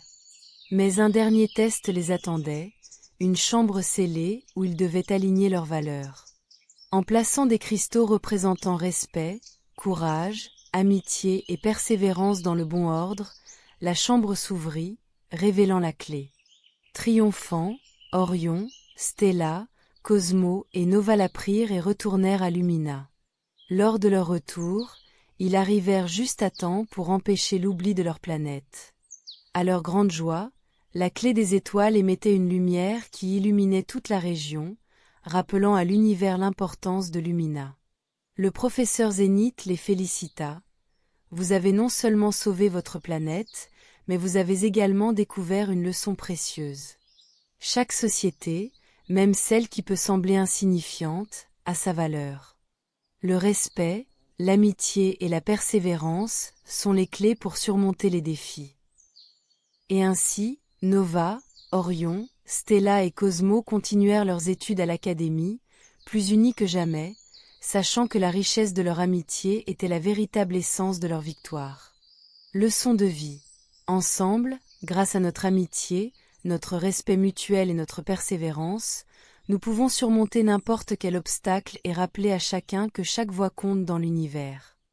Dans un petit village nommé Révonia, un groupe d'enfants s'était lié d'amitié autour de leur passion commune pour les rêves. Chaque soir, après avoir terminé leurs devoirs, ils se retrouvaient sous un grand chêne, où ils partageaient leurs rêves et imaginaient des mondes fantastiques. Mais un jour, l'un d'eux, Mila, eut une idée encore plus audacieuse. Et si, au lieu de simplement partager leurs rêves, ils pouvaient les vivre ensemble? Les enfants, excités par cette idée, prirent la décision d'unir leurs esprits avant de s'endormir, en se tenant par la main et en se concentrant sur l'imaginaire collectif. À leur grande surprise, ils se retrouvèrent dans un monde coloré, rempli de créatures étranges, de champs de fleurs chantantes et de rivières arc-en-ciel. Ce monde était le reflet de leur imagination, une toile peinte par leurs rêves communs. Dans ce nouvel univers, ils rencontrèrent un sagibou nommé Discernement, qui leur confia une quête, retrouver la clé de l'harmonie, cachée quelque part dans ce royaume enchanteur. Cette clé était essentielle pour maintenir l'équilibre entre les rêves et la réalité. Pour la trouver, ils devaient parcourir divers paysages, chacun représentant une valeur importante pour la vie. La confiance, l'empathie, le courage et la créativité. Le premier arrêt fut la vallée de la confiance, où des montagnes escarpées les défiaient. Chaque enfant devait exprimer ses peurs et ses doutes avant de pouvoir avancer. Grâce au soutien mutuel, ils réussirent à gravir la montagne, apprenant ainsi l'importance de croire en soi et en les autres. Poursuivant leur voyage, ils découvrirent la forêt de l'empathie, où chaque arbre était capable de raconter l'histoire des animaux qui l'entouraient. Ici, ils apprirent à écouter réellement les histoires des autres, à comprendre leurs sentiments, et à reconnaître que chacun a ses propres luttes. Dans les gorges du courage, ils rencontrèrent un dragon géant qui gardait un passage secret. Bien que terrifiés, les enfants réalisèrent qu'ils pouvaient surmonter cette peur ensemble. Un par un, ils s'avancèrent et apprirent que le courage ne consiste pas à ne pas avoir peur, mais à agir malgré la peur. Enfin, ils arrivèrent au lac de la créativité, où des couleurs et des formes se rejoignaient dans une danse envoûtante. Ici, ils durent créer une œuvre collective, réunissant leurs idées uniques pour façonner un tableau vivant qui révélerait la clé de l'harmonie. Après avoir surmonté ces défis, ils découvrirent finalement la clé de l'harmonie, qui brillait d'un éclat doré. En retour de leur succès, le sage hibou leur révéla que cette clé était le symbole de leur amitié et de la collaboration. En travaillant ensemble, ils avaient non seulement découvert des valeurs essentielles, mais ils en avaient également renforcé leurs liens. Titre: Le dragon de l'amitié dans la petite ville de Lumiville. Une fillette nommée Clara passait ses journées à explorer les forêts environnantes, à rêver d'aventures extraordinaires. Un jour, alors qu'elle jouait près d'une rivière scintillante, Clara découvrit un petit dragon miniature, caché sous un feuillage. Son écaille brillait de mille feux, et ses yeux curieux semblaient remplis de mystère. Le dragon, qu'elle nomma Émeraude, était issu d'une expérience scientifique qui avait mal tourné. Un savant fou avait voulu créer le dragon parfait, mais son invention s'était échappée. Clara et Émeraude devinrent rapidement de grands amis. Ensemble, ils s'amusaient à explorer la nature, à voler dans le ciel et à partager des secrets. Mais un jour, une menace inattendue surgit dans leur paisible village. Des aliens aux apparences étranges venaient d'atterrir avec l'intention de conquérir Lumiville et de s'emparer de ses ressources. Les habitants, paniqués, se cachèrent dans leur maison. Clara, ne pouvant pas rester effrayée, se mit en quête d'une solution. Elle se souvint des pouvoirs magiques d'Émeraude, qui, grâce à la magie de l'amitié, pouvaient réaliser des choses incroyables. Réunissant son courage, Clara expliqua la situation à son ami dragon. « Émeraude, ensemble, nous pouvons faire quelque chose. » s'exclama Clara. Si nous unissons nos forces, peut-être que nous pourrons convaincre ces aliens de partir en leur montrant la beauté de notre ville. Le dragon, touché par la détermination de Clara, acquiesça d'un hochement de tête. Avec ses ailes étincelantes et son souffle magique, Émeraude pouvait créer des illusions éblouissantes. Clara réfléchit à un plan. Elles allaient organiser un spectacle lumineux dans le ciel pour attirer l'attention des aliens. Le soir venu, Clara et Émeraude commencèrent leur spectacle. Les étoiles brillaient, et le dragon produisit des gerbes de lumière colorée, créant des formes majestueuses de fleurs, d'animaux, et même des cœurs flottants. Émerveillés par cette beauté, les aliens s'approchèrent pour observer de plus près. Clara, profitant de ce moment, s'adressa aux aliens. « Regardez ce que notre amitié et notre créativité peuvent réaliser. Nous ne sommes pas des ennemis, mais des amis. Pourquoi ne pas partager la beauté de notre monde au lieu de le conquérir ?» Les aliens, touchés par les paroles de Clara et le spectacle enchanteur d'Émeraude, réalisèrent que la peur et la conquête n'étaient pas la solution. Ils décidèrent de renoncer à leur projet et d'étudier la ville de Lumiville pour en apprendre davantage sur son petit peuple et ses merveilles. Le lendemain, la ville de Lumiville était en effervescence. Les habitants, soulagés, remercièrent Clara et Émeraude pour leur bravoure et leur créativité. Grâce à l'amitié et à la confiance, un conflit avait été évité et de nouvelles amitiés s'étaient formées. À partir de ce jour, Émeraude et Clara continuèrent à explorer le monde, à partager des histoires et à répandre la magie de l'amitié. Et ainsi, Lumiville devint non seulement une ville rayonnante de culture et de bonheur, mais aussi un exemple pour tous de la puissance de l'amitié. Leçon de la vie. Parfois, la peur peut nous pousser à penser que la violence est la seule option. Cependant, apprendre à communiquer et à partager nos différences peut transformer des ennemis en amis. L'amitié et la créativité sont des forces puissantes qui peuvent surmonter tous les obstacles.